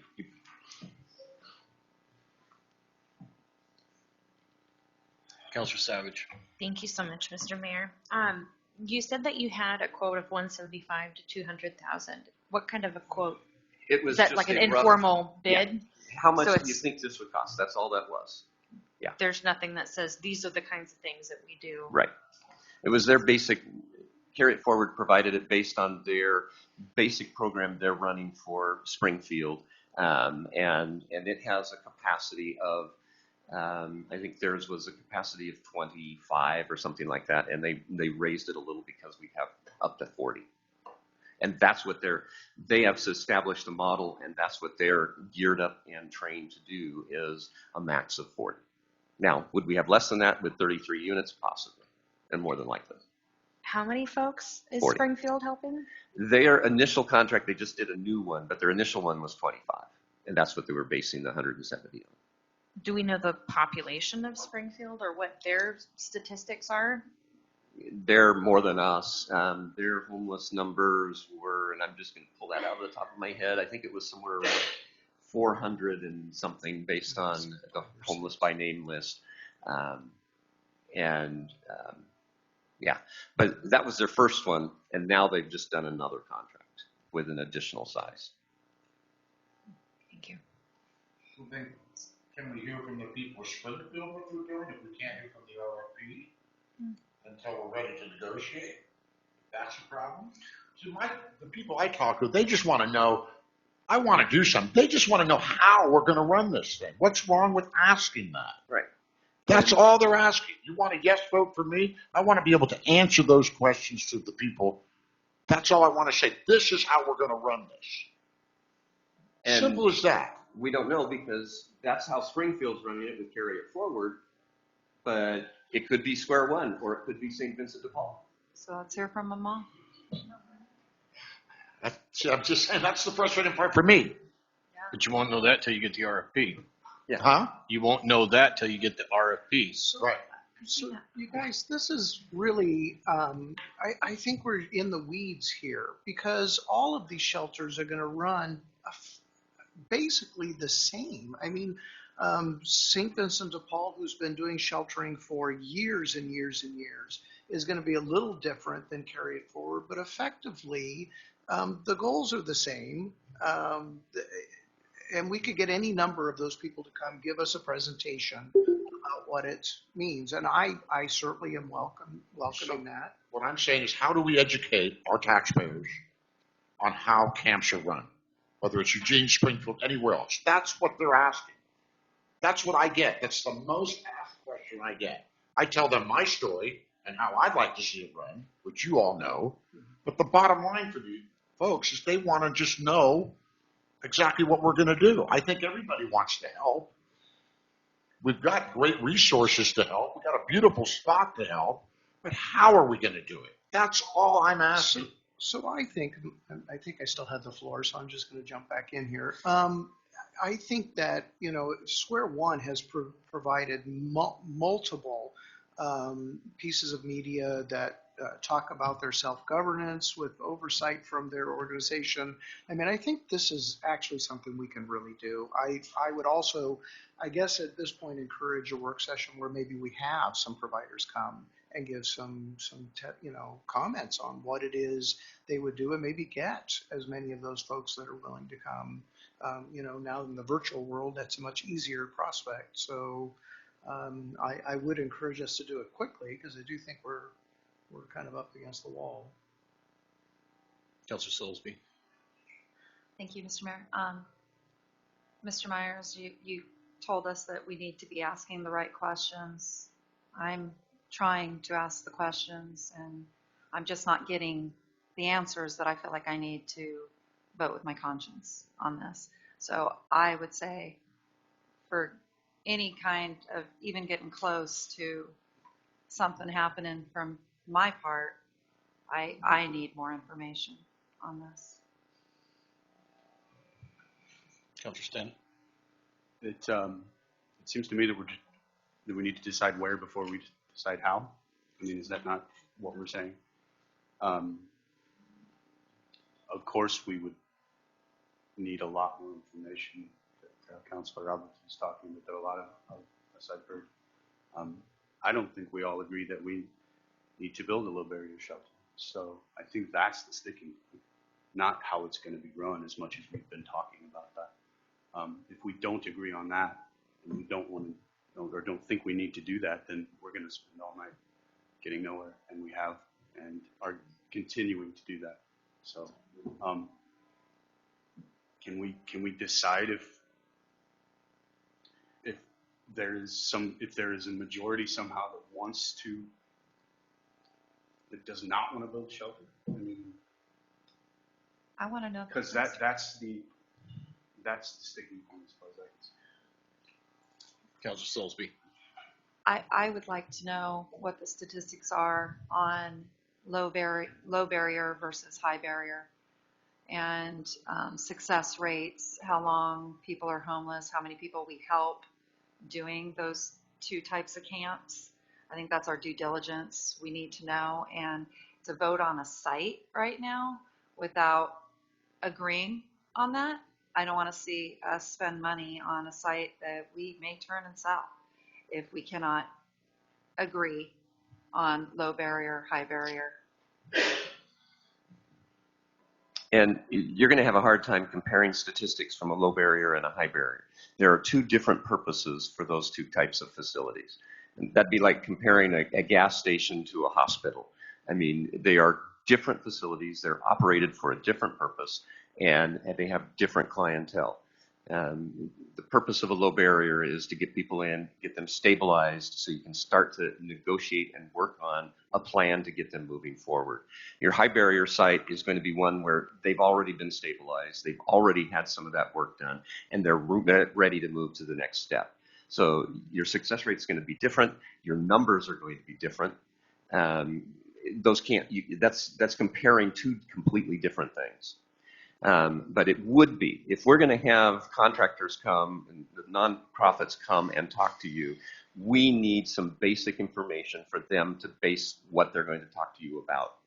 If you're got a location, that's going to be helpful for them. If you know that we're wanting to do a low barrier site, that's going to be helpful for them. They're not going to come and be ready to talk about everything across the board in homelessness, because there are so many different pieces to the puzzle that they have programs across the board for each one of those on the spectrum. And they need to know that basic map of where you're going. Councilor Savage. Thank you so much. I'm recalling real estate purchases where there are contingencies. We are going to buy this piece of property contingent that we sell this other piece of property. And if that doesn't happen, then the deal doesn't go through. Is there a way to build the RFP and make it contingent, make the Highway 99 site contingent on choosing the RFP? So we can temporarily say we're holding this site. It's contingent on finding the right entity. You could, and that's a great policy decision that you could make. However, improving and developing the Highway 99 site and with the least amount of improvements than any other sites, you're looking at 12 weeks out. And so for 12 weeks, we're going to continue to have an opening and not get started again. And if we issue the contract, when we meet with the contractors, getting them up and running, we'll still be sitting waiting for a site to be finished and developed for them to move into. So I guess the question is, where and what do we do in the meantime? How do we address, how do we help manage our public spaces in the meantime while we've got 8 tents and we've got 5 and we've got 3 others at Trailhead right now, and more are coming from within the community as inflation and the policies and everything that are impacting that are impacting our citizens, as the evictions are impacting our citizens, as other things are impacting the community itself. We're going to see things happen in this community. More is going to happen. We're going to get into fall, spring weather and summer weather where the citizens are going to want to be out into those parks and in those open spaces and enjoying what we like to enjoy in this community. And they're going to be riding past tents in the parks when they ride on the bike paths. They're going to be playing Frisbee and hitting a tent with their Frisbee. I mean, those kind of things are going to be happening in the parks. If we don't do something, I mean, we've been talking about this for 4 months. Ms. Conley? Huh? It's still going to happen. But we have the opportunity to do some things to help mitigate that. So 4 months ago, we should have come and asked for the RFP contingent. Ms. Conley? Richard's response was far more practical. I just wanted to make sure that everyone understands if you issue an RFP, that doesn't mean you have to award a contract. You always can just cancel it. You can reject all the proposals. So you can go through that process, hear what people have to say, decide that's not for us, and stop. That's the general always rule. That's how we I don't think the property, I don't think solicitations. That doesn't have anything to do with the site preparation. I think it's a site preparation that is contingent on finding the right person. There's also a negotiation that can go on with these personal service contracts. So if you see something that wasn't there in the package, you can negotiate that in with the contractor and say, hey, we really want this, we don't want that. Emma? I'm sorry again if this is a little off. I'm just not following that well. Would putting money into the site to make it accessible to do the RFP, would that not raise the property value to where if it doesn't go through, you could just sell it? Or is that too big of a risk? There are some of the improvements that would not really carry over to somebody wanting to buy the site. The restroom improvements might be something somebody would want to look at, but the electrical services for the pallet shelter is probably not something that people would want to have. Although, somebody might look at it and say, hey, maybe we could use a few of those and create an RV park or something. I don't know. Okay. But yeah, more than likely not all of them would transfer over. Councilor Irwin? What is the minimum number of low barrier shelters that satisfy your interpretation of being able to move people out of parks? There isn't a set number. It could be one. Uh, So it could be one. One area. One pallet shelter set up. It's a low barrier shelter. Yeah, I think that's. We already know that one would not be enough because we've got 8 and we've got 5 and 3 in Trailhead. When So- you say one, though, do you mean like one site that takes multiple individuals?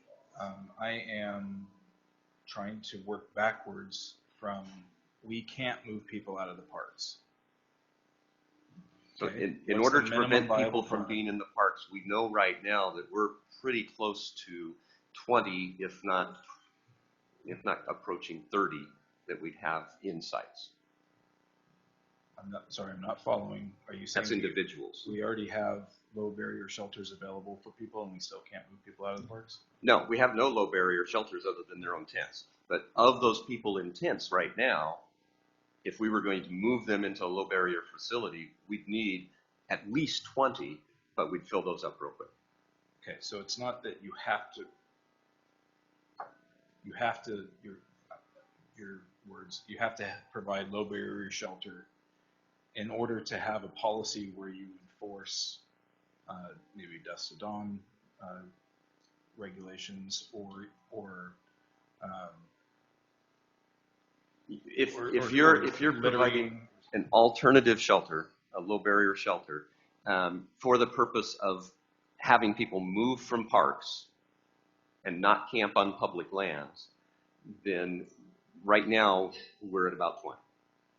So I'm understanding that to be there has to be vacancy in those shelters for you to Move enforce somebody off. anything. And so this is part of my sticking point, which is there is no guarantee that they won't fill up. We know that people are going to get kicked out. That's inevitable. I think we could all agree on that, right? People are going to get trespassed off of there. And or maybe we can hear from the police, who would be the arm of enforcement, because this mindset that we're being asked to take on is that we build low barrier shelters. I fully understand that we're not running it, but we're paying for it. So by setting policy, we're de facto setting how with an RFP, how it would be run. We really are, in effect, running it in many ways by our decision making. That we have some now discretion. How do you envision the police arm and the enforcement arm going, or in that scenario where the shelters are full? You say shelters are full, don't evict anyone from the parks. Yep. And so what did we gain as a community who's maybe You've got 33 campers that aren't in the parks. So for $200,000. You're going to have a flat tire someday with your car. So you don't buy a car because you might have a flat tire. We've got to do something to get the people so we have space to move them and have them not in the parks. At Why least are you some. saying we? Why is it always we, the city? Because that's what the law says. The law doesn't say the city has to set it up. Point of order. Keep it down. Point of order. Yeah, it does. It is now the community's responsibility that if you are going to tell people that they can't be in your parks using your public spaces, you have to provide alternative shelter. The municipality has to pay for it. Yep. If you They- want to move people out of the park. Yeah. If you don't want If you don't, pay for it by letting them use the park. You don't have to do anything. I just want to be really clear. These are policy choices we're making in order to be It able seems to like an manage. important piece that maybe I missed. We have to change our code. That's the minimum.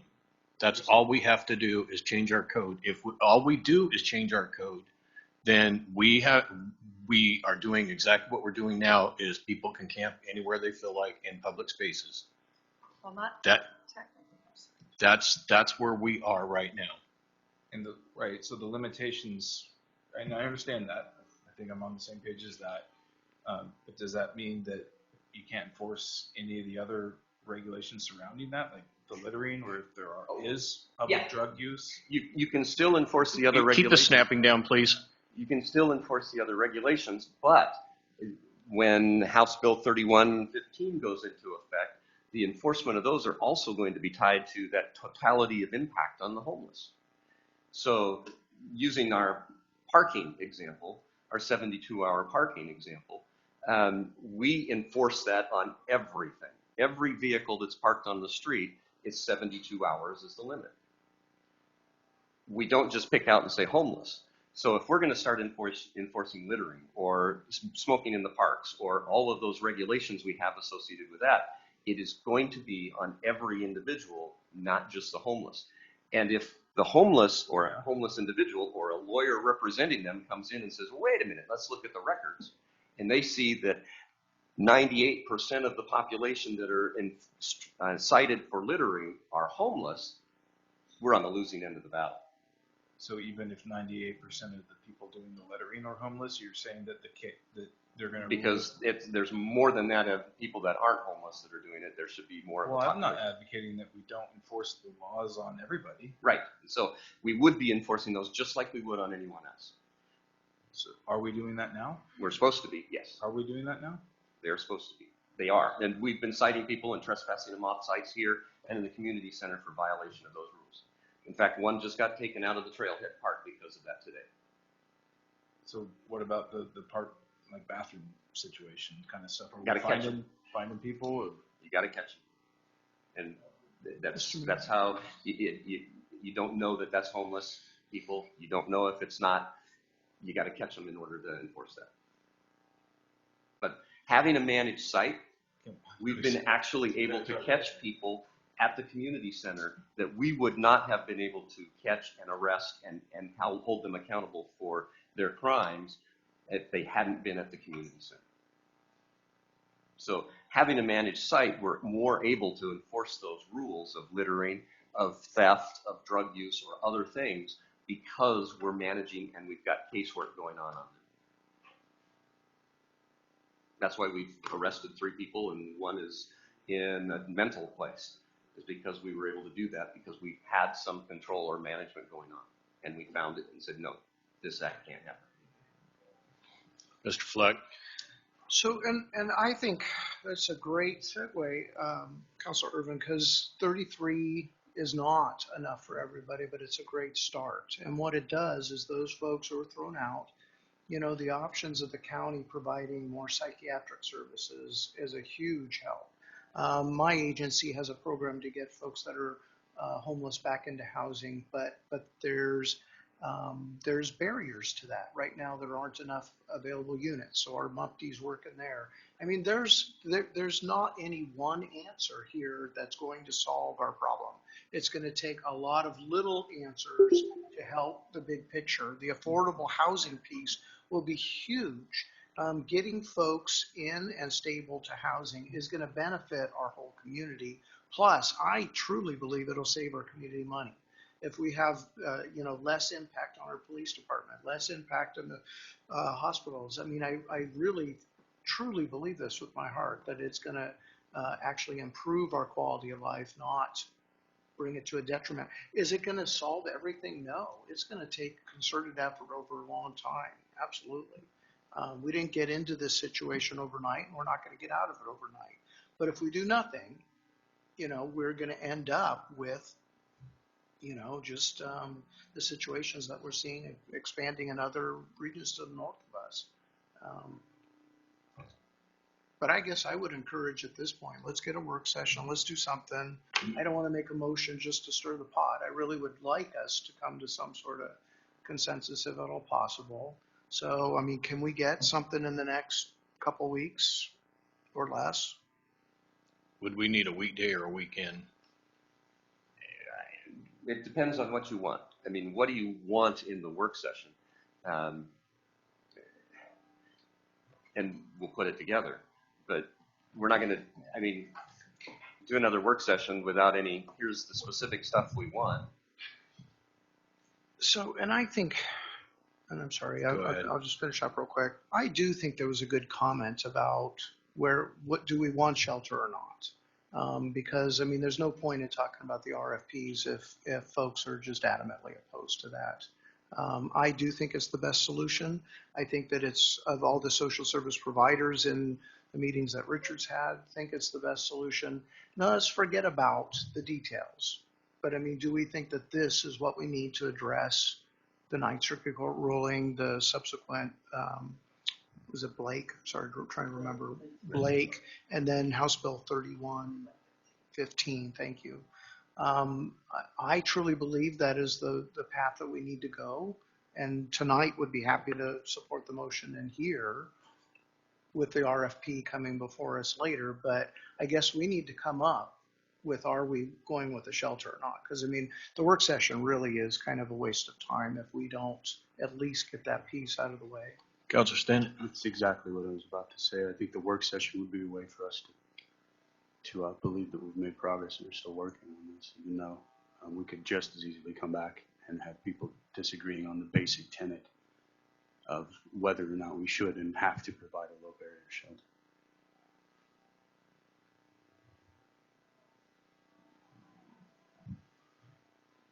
Well, yeah, I think this is where we were last time. I don't think we should, as a city, build housing where people will stay in for free.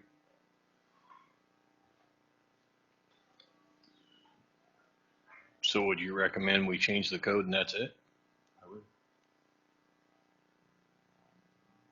I would too.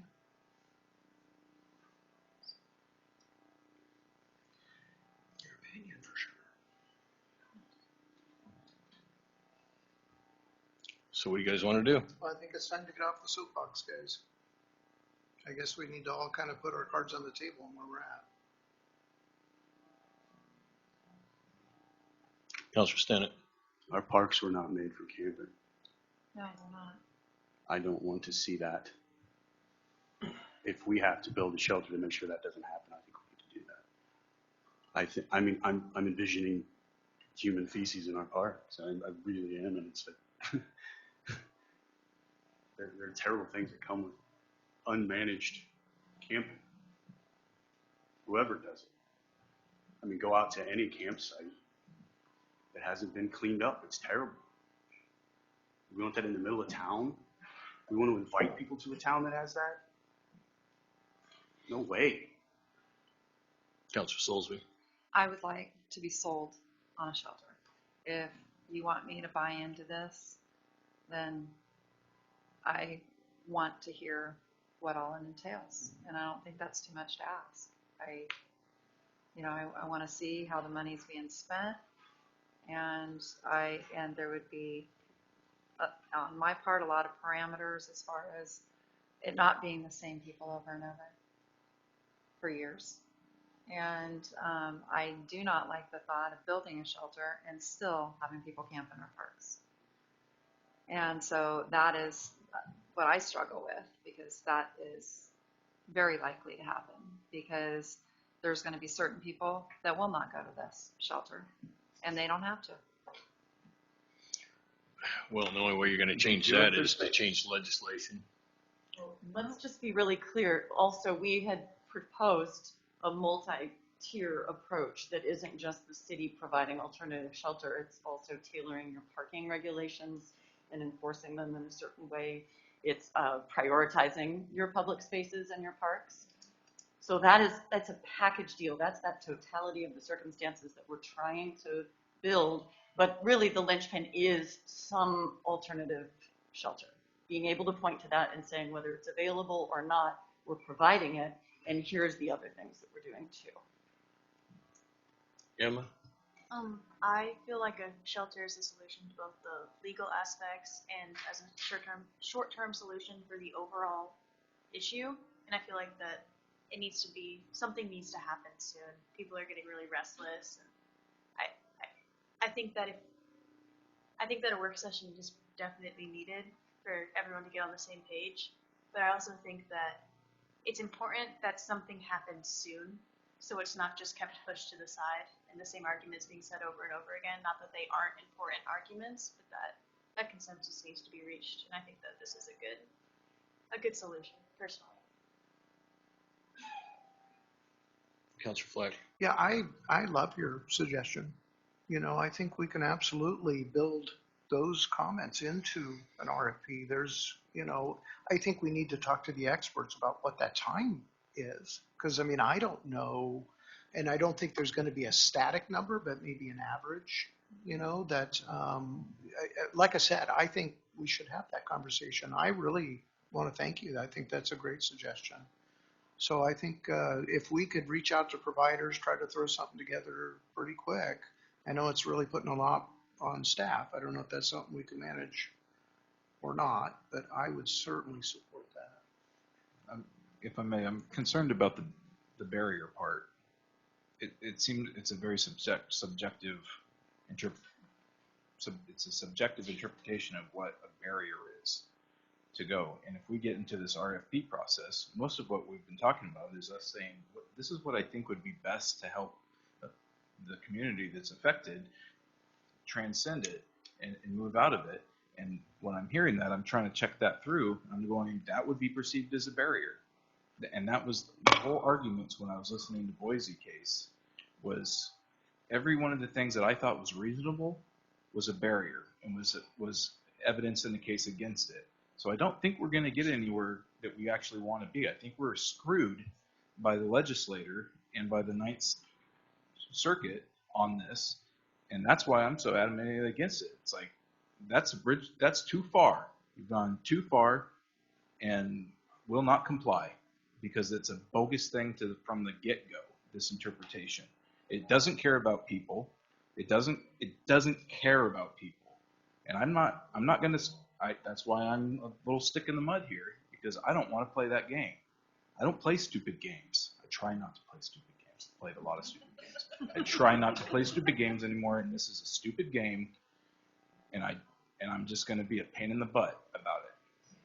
So, if I could, Yes. just try to address some of those concerns, and I apologize, my voice is disappearing. But yet she persists. All right, so 195-520 talks about camping by individuals in vehicles. These are all new statutes that try to set up a framework for transitional housing, which is the low barrier housing. We haven't talked about this because it's more detail and it is better for you to hear about it from the service providers, but just to give you a sense that there is a legislative framework around what do these places look like and what constitutes a reasonable alternative shelter. And you can, so a political subdivision that's allowing camping by individuals living in vehicles, and you can impose reasonable conditions upon offering camping space under this section. You can, including establishing a maximum number of vehicles. And then the better, more appropriate statute is 197-746, where a local government may authorize the establishment of transitional housing accommodations. It just guides, and then you may limit the maximum amount of time an individual or family may use the accommodation that is statutorily permitted. So I think that's a helpful thing for you to hear. Can I interrupt for context? I'm trying to categorize this. This is not low barrier housing. This is transitional housing. It is low barrier housing. It is low barrier, so I can think of it in the same.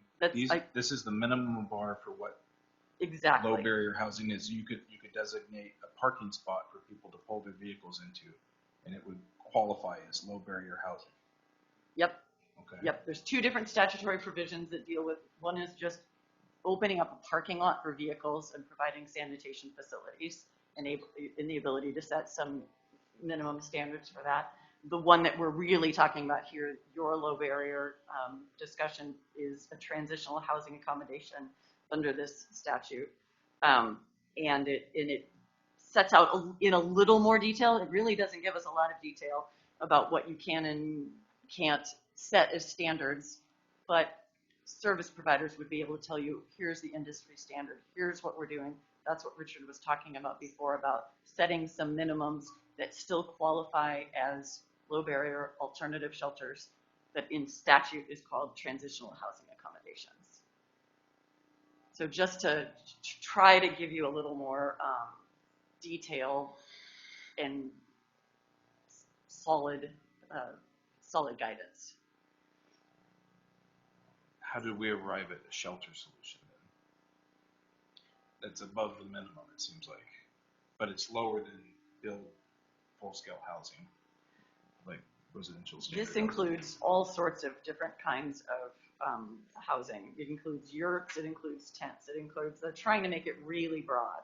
So yeah, huts, cabins, yurts, fabric structures, tents, similar accommodations. It's trying to give local governments the opportunity to create something where people can be housed, whether or not you build it or they bring tents and have certain locations. And that's what Sutherland's doing with their park, with their tents. Right. And over the course of that 3 years and meeting with the stakeholders, we went through tents, we went through yurts, we went through, we got the pallet shelters for the warming shelter center, and that kind of really triggered us to look in that direction for the sheltering. Tents are always a problem. I mean, we have weather that doesn't appreciate tents, and it's a year-round operation. Especially in the winter, it gets more important to have some kind of shelter from heat. So the shelters, the pallet shelters, worked a lot better. And we just went through that process, looking at the different options. Do we just open up a gate and let people come in and set up their own stuff? And that one quickly went away. We looked at the Conestoga huts. We looked at what else did we? Just all of those options that have gone on around in the area and beyond. What would be the best approach that would work for us? Lane County bought us the pallet shelters, and so our thought is let's use those and they're temporary. They will start decomposing. They're made of plastic, so they will start decomposing in about 5 years. I mean, this is not a permanent solution. This is meant to be another temporary, but a little longer term temporary, to try to get a handle on and get the situation to a point where we can have a better idea of what to do with it. So, that's kind of how we got to the pallet shelters and looking at a site to have a location where we could do it. We stumbled across the house. We were just talking and we said, we've got a house. Could we put pallet shelters around it? How many could we fit? And that's where we realized we could fit the number that we've been looking at around that house. And the house could be a center, which would be that place where we can do the education and the training and the counseling, provide food and provide showers and restroom facilities there as well, that just kind of tied it all together. Is it the best setup? No. I mean, we've looked at some, where is it? It's on the coast. They have a really nice one set up where you enter through the house and the actual dorms or housing units are behind that. So it's all enclosed, and they're actually stick-built, so a little bit more expensive for each one of those units than the pallet shelters. Will we be looking for another site or a better site? Yeah. I mean, we'll be always looking for that as a possibility. And as things change, it may change what we do. And that's one of the benefits of using the consultant, the contractor, is they'll be able to adapt and change as they need to make those changes. And that's kind of how we came to the pallet shelters in this site. The warming shelter site, we've already got it set up, the electricity, but the big improvement piece is what do we use for that central hub of services for food, restroom facilities, and training and education stuff that is important for it. Right now, some of the discussions and most of the locations have a timeline on how long people can stay in those shelters. It's not uncommon. It is very common. But in Lane County, you're looking at 2 to 3 years, and that's because you're on a list for housing for that long because there isn't anything.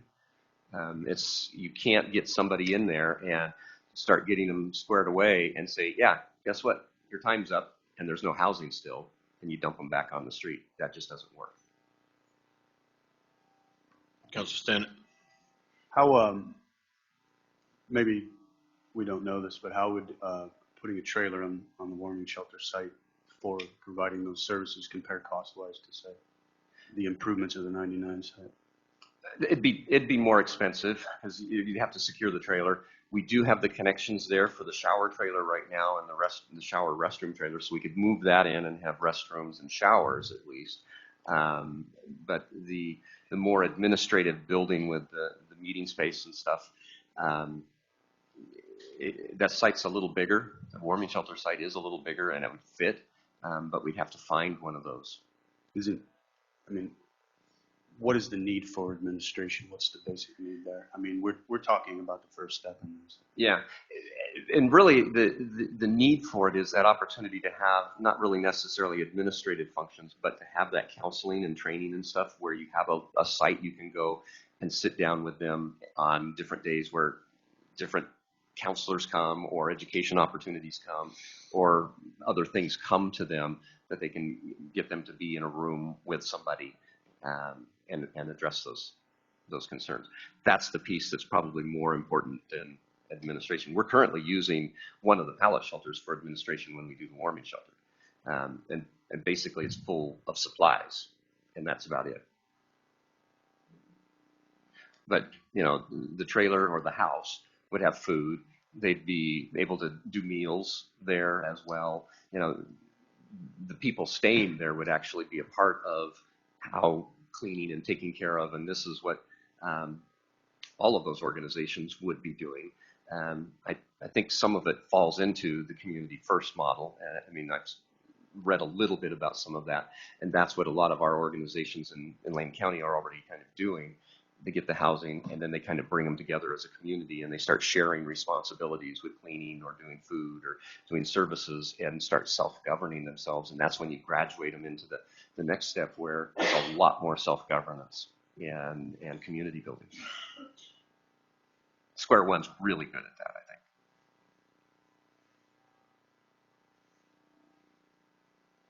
Well,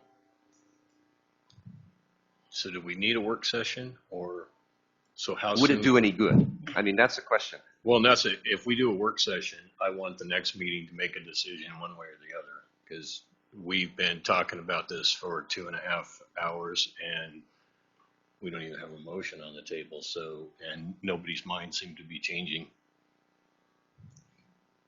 Are there 4 of us that support a low barrier shelter? Excuse me? Are there 4 of us that support a low barrier shelter?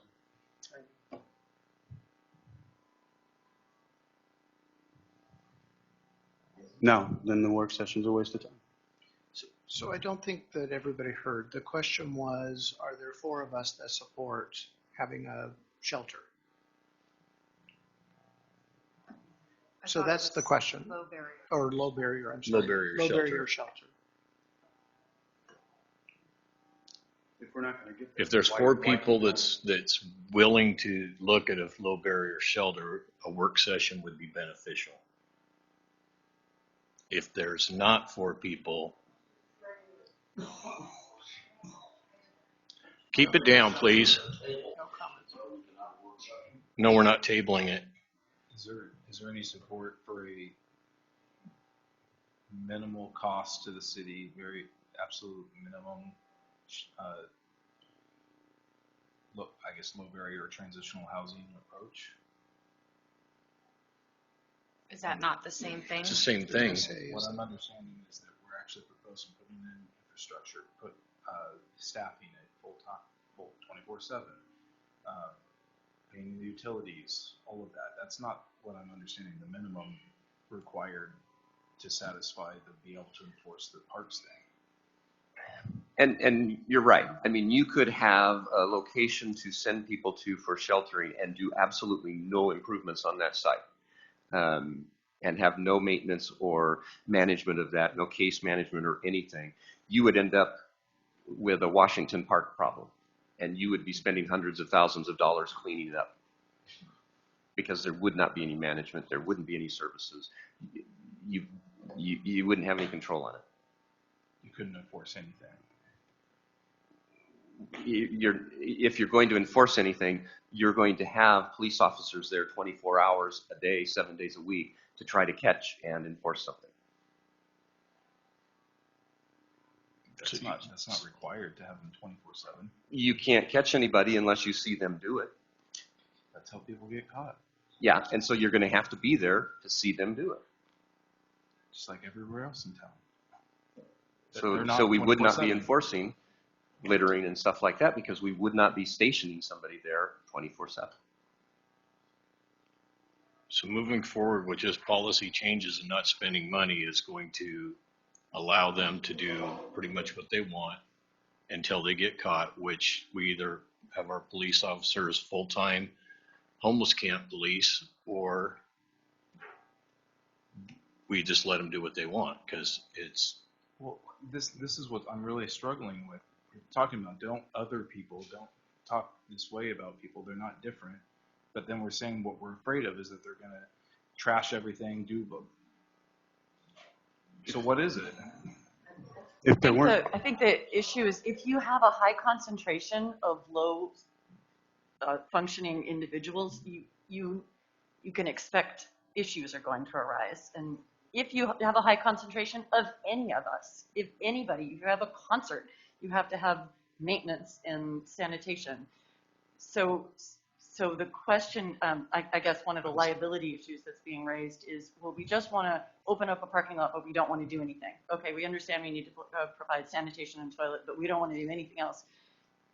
The arguments that are being raised by CIS, your insurer, is the second that there's some kind of damage or injury that happens, who's liable for that? Well, the city might be. Not the people doing the damage? What world Because do we live in? they were directed there in an effort to be able to protect your public spaces. So these are all things you can do. They are allowed by the law. It's just there's a risk management side of it that before you make a decision, you need to be weighing all of these possibilities. Councilor Stennett. I don't want to spend time in a work session and come back here and do this. And I think that's what's about to happen if we do. Just to make ourselves feel like we're doing something more when we're not going to get consensus on a shelter. Councilor Soulsby. The way you explained it to me last time is that what we could not do, correct me if I'm wrong, is funnel people into a couple different parks because by saying that we're allowing it there. And what we could do is say the ones that we didn't want people to camp in. And by doing that, that's not funneling them in. And so I just wanted to question what you meant when you said the city would be liable. But you told me the last time that we wouldn't be funneling them if we just say the ones who can't park in. Right. So, right. What I was this is the difference. This is providing an alternative shelter that is an alternative shelter. It's setting up transitional housing or parking lot where you truly are funneling people there. Which is why I was saying I advocate for the flip side of it. Is less, if you're going to protect certain parks, you prioritize which ones parks. Councilor Fleck. So I hate to really start pointing fingers, but I'm going to. There are 4 of us on this council that have made it very clear where we're at, and there are 3 that have not. And I'm not going to actually point fingers, but I think it's time to get off and start making a position. I mean, this job is not easy. It's about having the courage to do what needs to be done. And if it means that, I lose, so be it. But this is, when we get to this hour, we all get short, we're tired. It's time for us to make a decision and move on.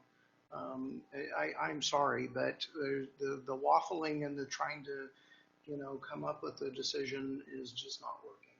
So we need to decide if we're going to go forward or if we're not. And I guess with that, I'm going to go ahead and make a motion. And I'm going to see where the chips are going to land because this has got to go one way or the other. I move that the City Council approve a plan to help address homelessness in Cottage Grove by authorizing the development of the city's property at 2205 Highway 99 as a low barrier shelter location to assist in addressing homelessness in the community, which will include the reimbursement of the property to the street STC fund, soliciting proposals for the management and operation of the low barrier shelter, supporting the continued temporary location of the didn't we change that we weren't going to do that? Oh, I'm sorry. Supporting the continued temporary location of the 8 campsites at the community center and the 5 at the city hall until the completion of Basic improvements at the low barrier site in early June, and working with Homes for Good to pursue development of low-income housing at the city's property at 443 North Douglas. That's my motion. Got a motion. Councilor Stanton? I'm not sure I can support the entirety of that very involved Give me a friendly amendment. motion. I've always preferred the warming shelter site. But I also prefer the Highway 99 site to doing nothing. So if there was a motion to begin developing the Highway 99 site and sort out the rest of those details later, I would take that as a friendly amendment. Okay, we have a motion with the second. Is there any discussion? Who second? You seconded, correct? I didn't second that Oh. motion. Oh, I'm sorry. I thought that was a friendly amendment. Is that what that is? I don't know. I'm asking. Is that what a friendly amendment means? Like I will second this if you. Yeah. Well, he has amended his motion, and the question is, do you want it to match what you were saying you could support? And Okay. so, do you want to second it? So I have a motion with a friendly amendment accepted. Is there a second? Yes. I will second. Okay. Motion with the second. Is there any discussion? All those in favor signify by saying aye. Aye. Opposed? Nay. Yeah, we need a roll call. Will the recorder please call the roll? Youth Representative? Aye. Counselor Fleck? Aye. Counselor Stinnett? Aye. Counselor Urban? Nay. Counselor Roberts? Nay. Counselor Soulsby? Nay. Counselor Savage? I would like a work session. Aye. Mayor Gowing? Aye. Okay. Do we still need to do a work session then? I'm open. Yeah. We do now, I think. I think that everyone's open to the idea. Since John now, it'd be great. With that, what I would say is what we'll do for you is we'll start working on the 99 site. And then we'll start preparing an RFP that will bring back to you on the 9th of May, that we take out to the contractors for your review before we take that out to add or subtract anything regarding the RFP. If that's okay, and we can talk more about the RFP process specifically in managing the site.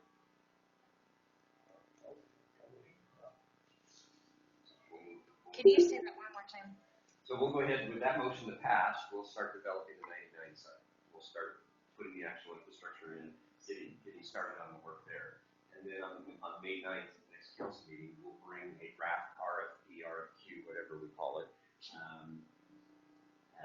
forward that will have a lot of the points that you brought up here and all the other points that we've already, most of them were things we'd already thought of as well. So we'll have that RFP for you on site to review and look at and start moving forward with that so that we can put that out that next week and start requesting proposals. I guess I should be talking tonight too.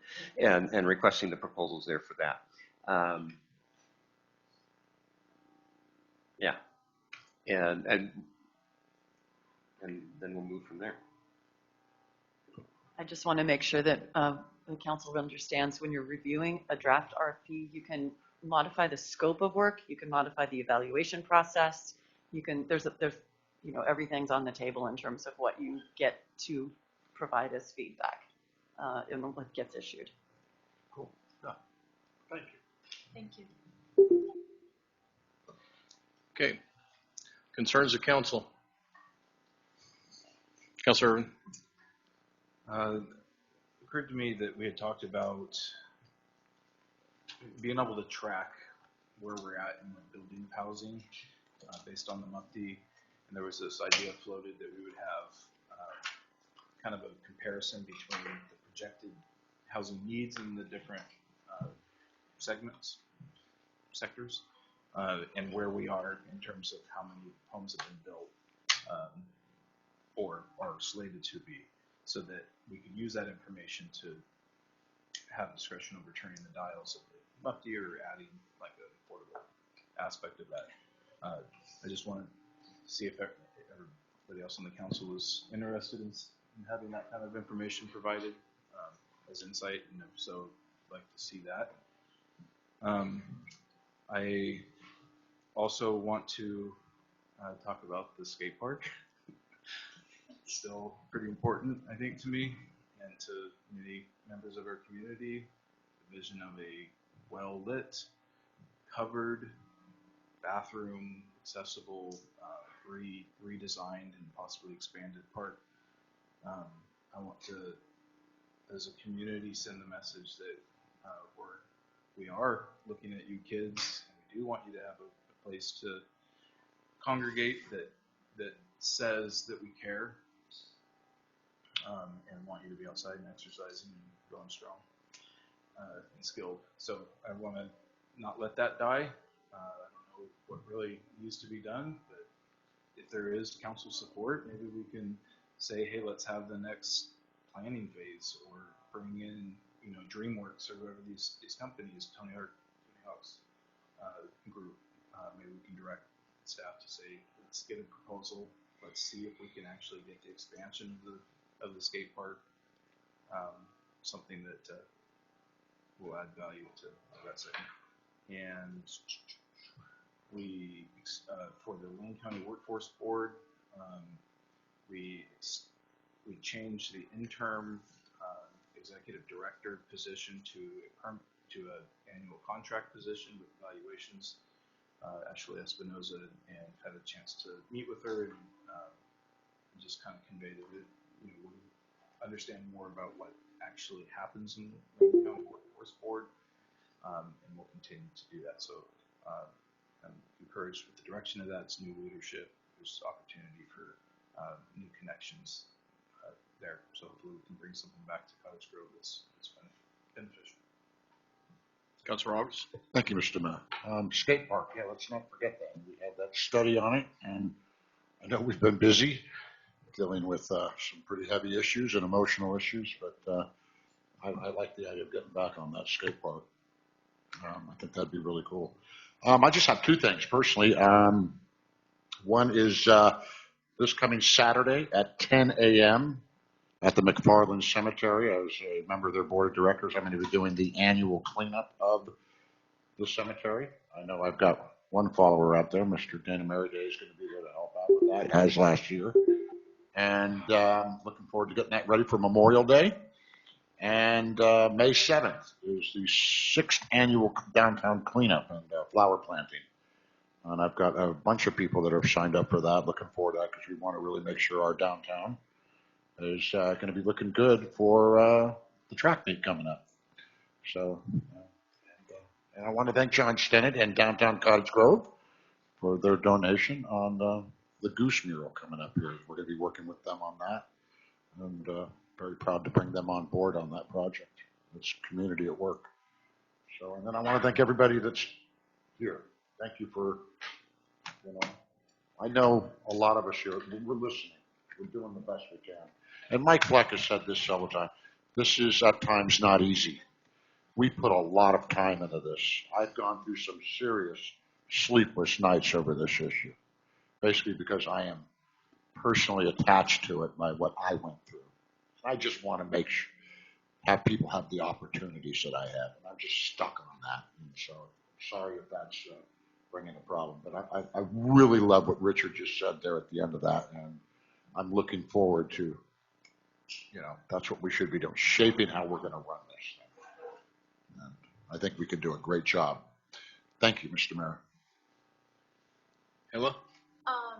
I want to thank the counselors for their interest in the skate park because I know the importance it has to a lot of youth. And I would also suggest the involvement of youth in asking opinions on what we could do to improve the area. I know that plenty of people have ideas.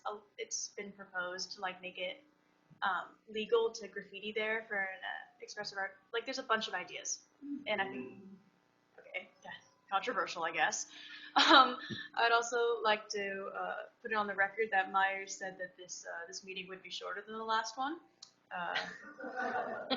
and to thank everyone. Thank you, guys. Thank you. Anyone else? Councilor Soulsby. Well, today is actually my birthday, and I spent it with all of you guys today. And I want to make an announcement, and I am officially throwing my hat in to run for mayor.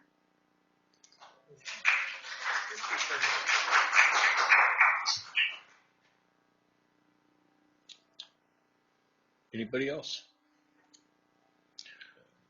Mr. Stewart? Sorry, I wanted to address a couple, 2 or 3 things. First of all, Mr. Irvin, we are currently in the process of doing the Affordable Housing Implementation Plan, and I believe it's going to address all the information that's going to have the various different housing needs, all the different information regarding the MUPTI. I believe it's going to include everything that you're asking for. The update is that we should be having our first committee meeting in June. I believe you're on it. So, be careful what you ask for. So hopefully we'll be getting the information that you just requested. The second is maybe you could go back through the information on the skate park. I am trying to fix a few of the little things. I'm still waiting on the concrete contractor to come and try to see if we can salvage any of the bowls and, try to see if we have a method to make them so that they're usable. But I think that there was a recommendation. There was multiple recommendations in there. We never received any guidance. I think probably one of the most important is maybe a working committee that's made up of maybe a counselor's leadership that has knowledge and understanding, and putting some committee members together from the community, a youth advisory person, and really come up with some proposals that this council can consider that you feel needs to be important, and then we can work towards trying to achieve it. But I think that was the recommendation of the presentation, and maybe it got lost. And the third thing is yourself and others brought up the bathroom situation at Pointer Park. In case you don't know, we have had, and it's not acceptable, but we've had some severe damage to Pointer Park bathrooms. We had somebody take a pry bar off the locking system, virtually ruined the doors. We ordered the new doors. They finally got here. We're trying to coordinate with the locksmith to install the doors and put in a locking system, make sure that our timed locking system works. And then once we can secure those doors, we will be repainting and revitalizing the inside of the bathrooms. They are usable today, but we can't control the vandalism. We have put up a camera system to try to catch the individuals, but that hasn't bear fruit yet. So we're trying. I apologize, it's taking time, but it's a very difficult situation. And it's me trying to align professionals to come get it repaired and get it scheduled and buy materials. Mr. Stewart. Is there something I need to do to follow up on that action? Propose a working committee? Is that what, for the skate park? I'd be happy if you got time. We could sit down and chat, and we can go back through the recommendation and see what you think of it. Okay. Should just email you. Anybody else? Well, happy birthday, Miss Soulsby. I'm glad you're legal to have alcohol now. Business from the city manager. No. Business from the city attorney. No items removed. We're adjourned.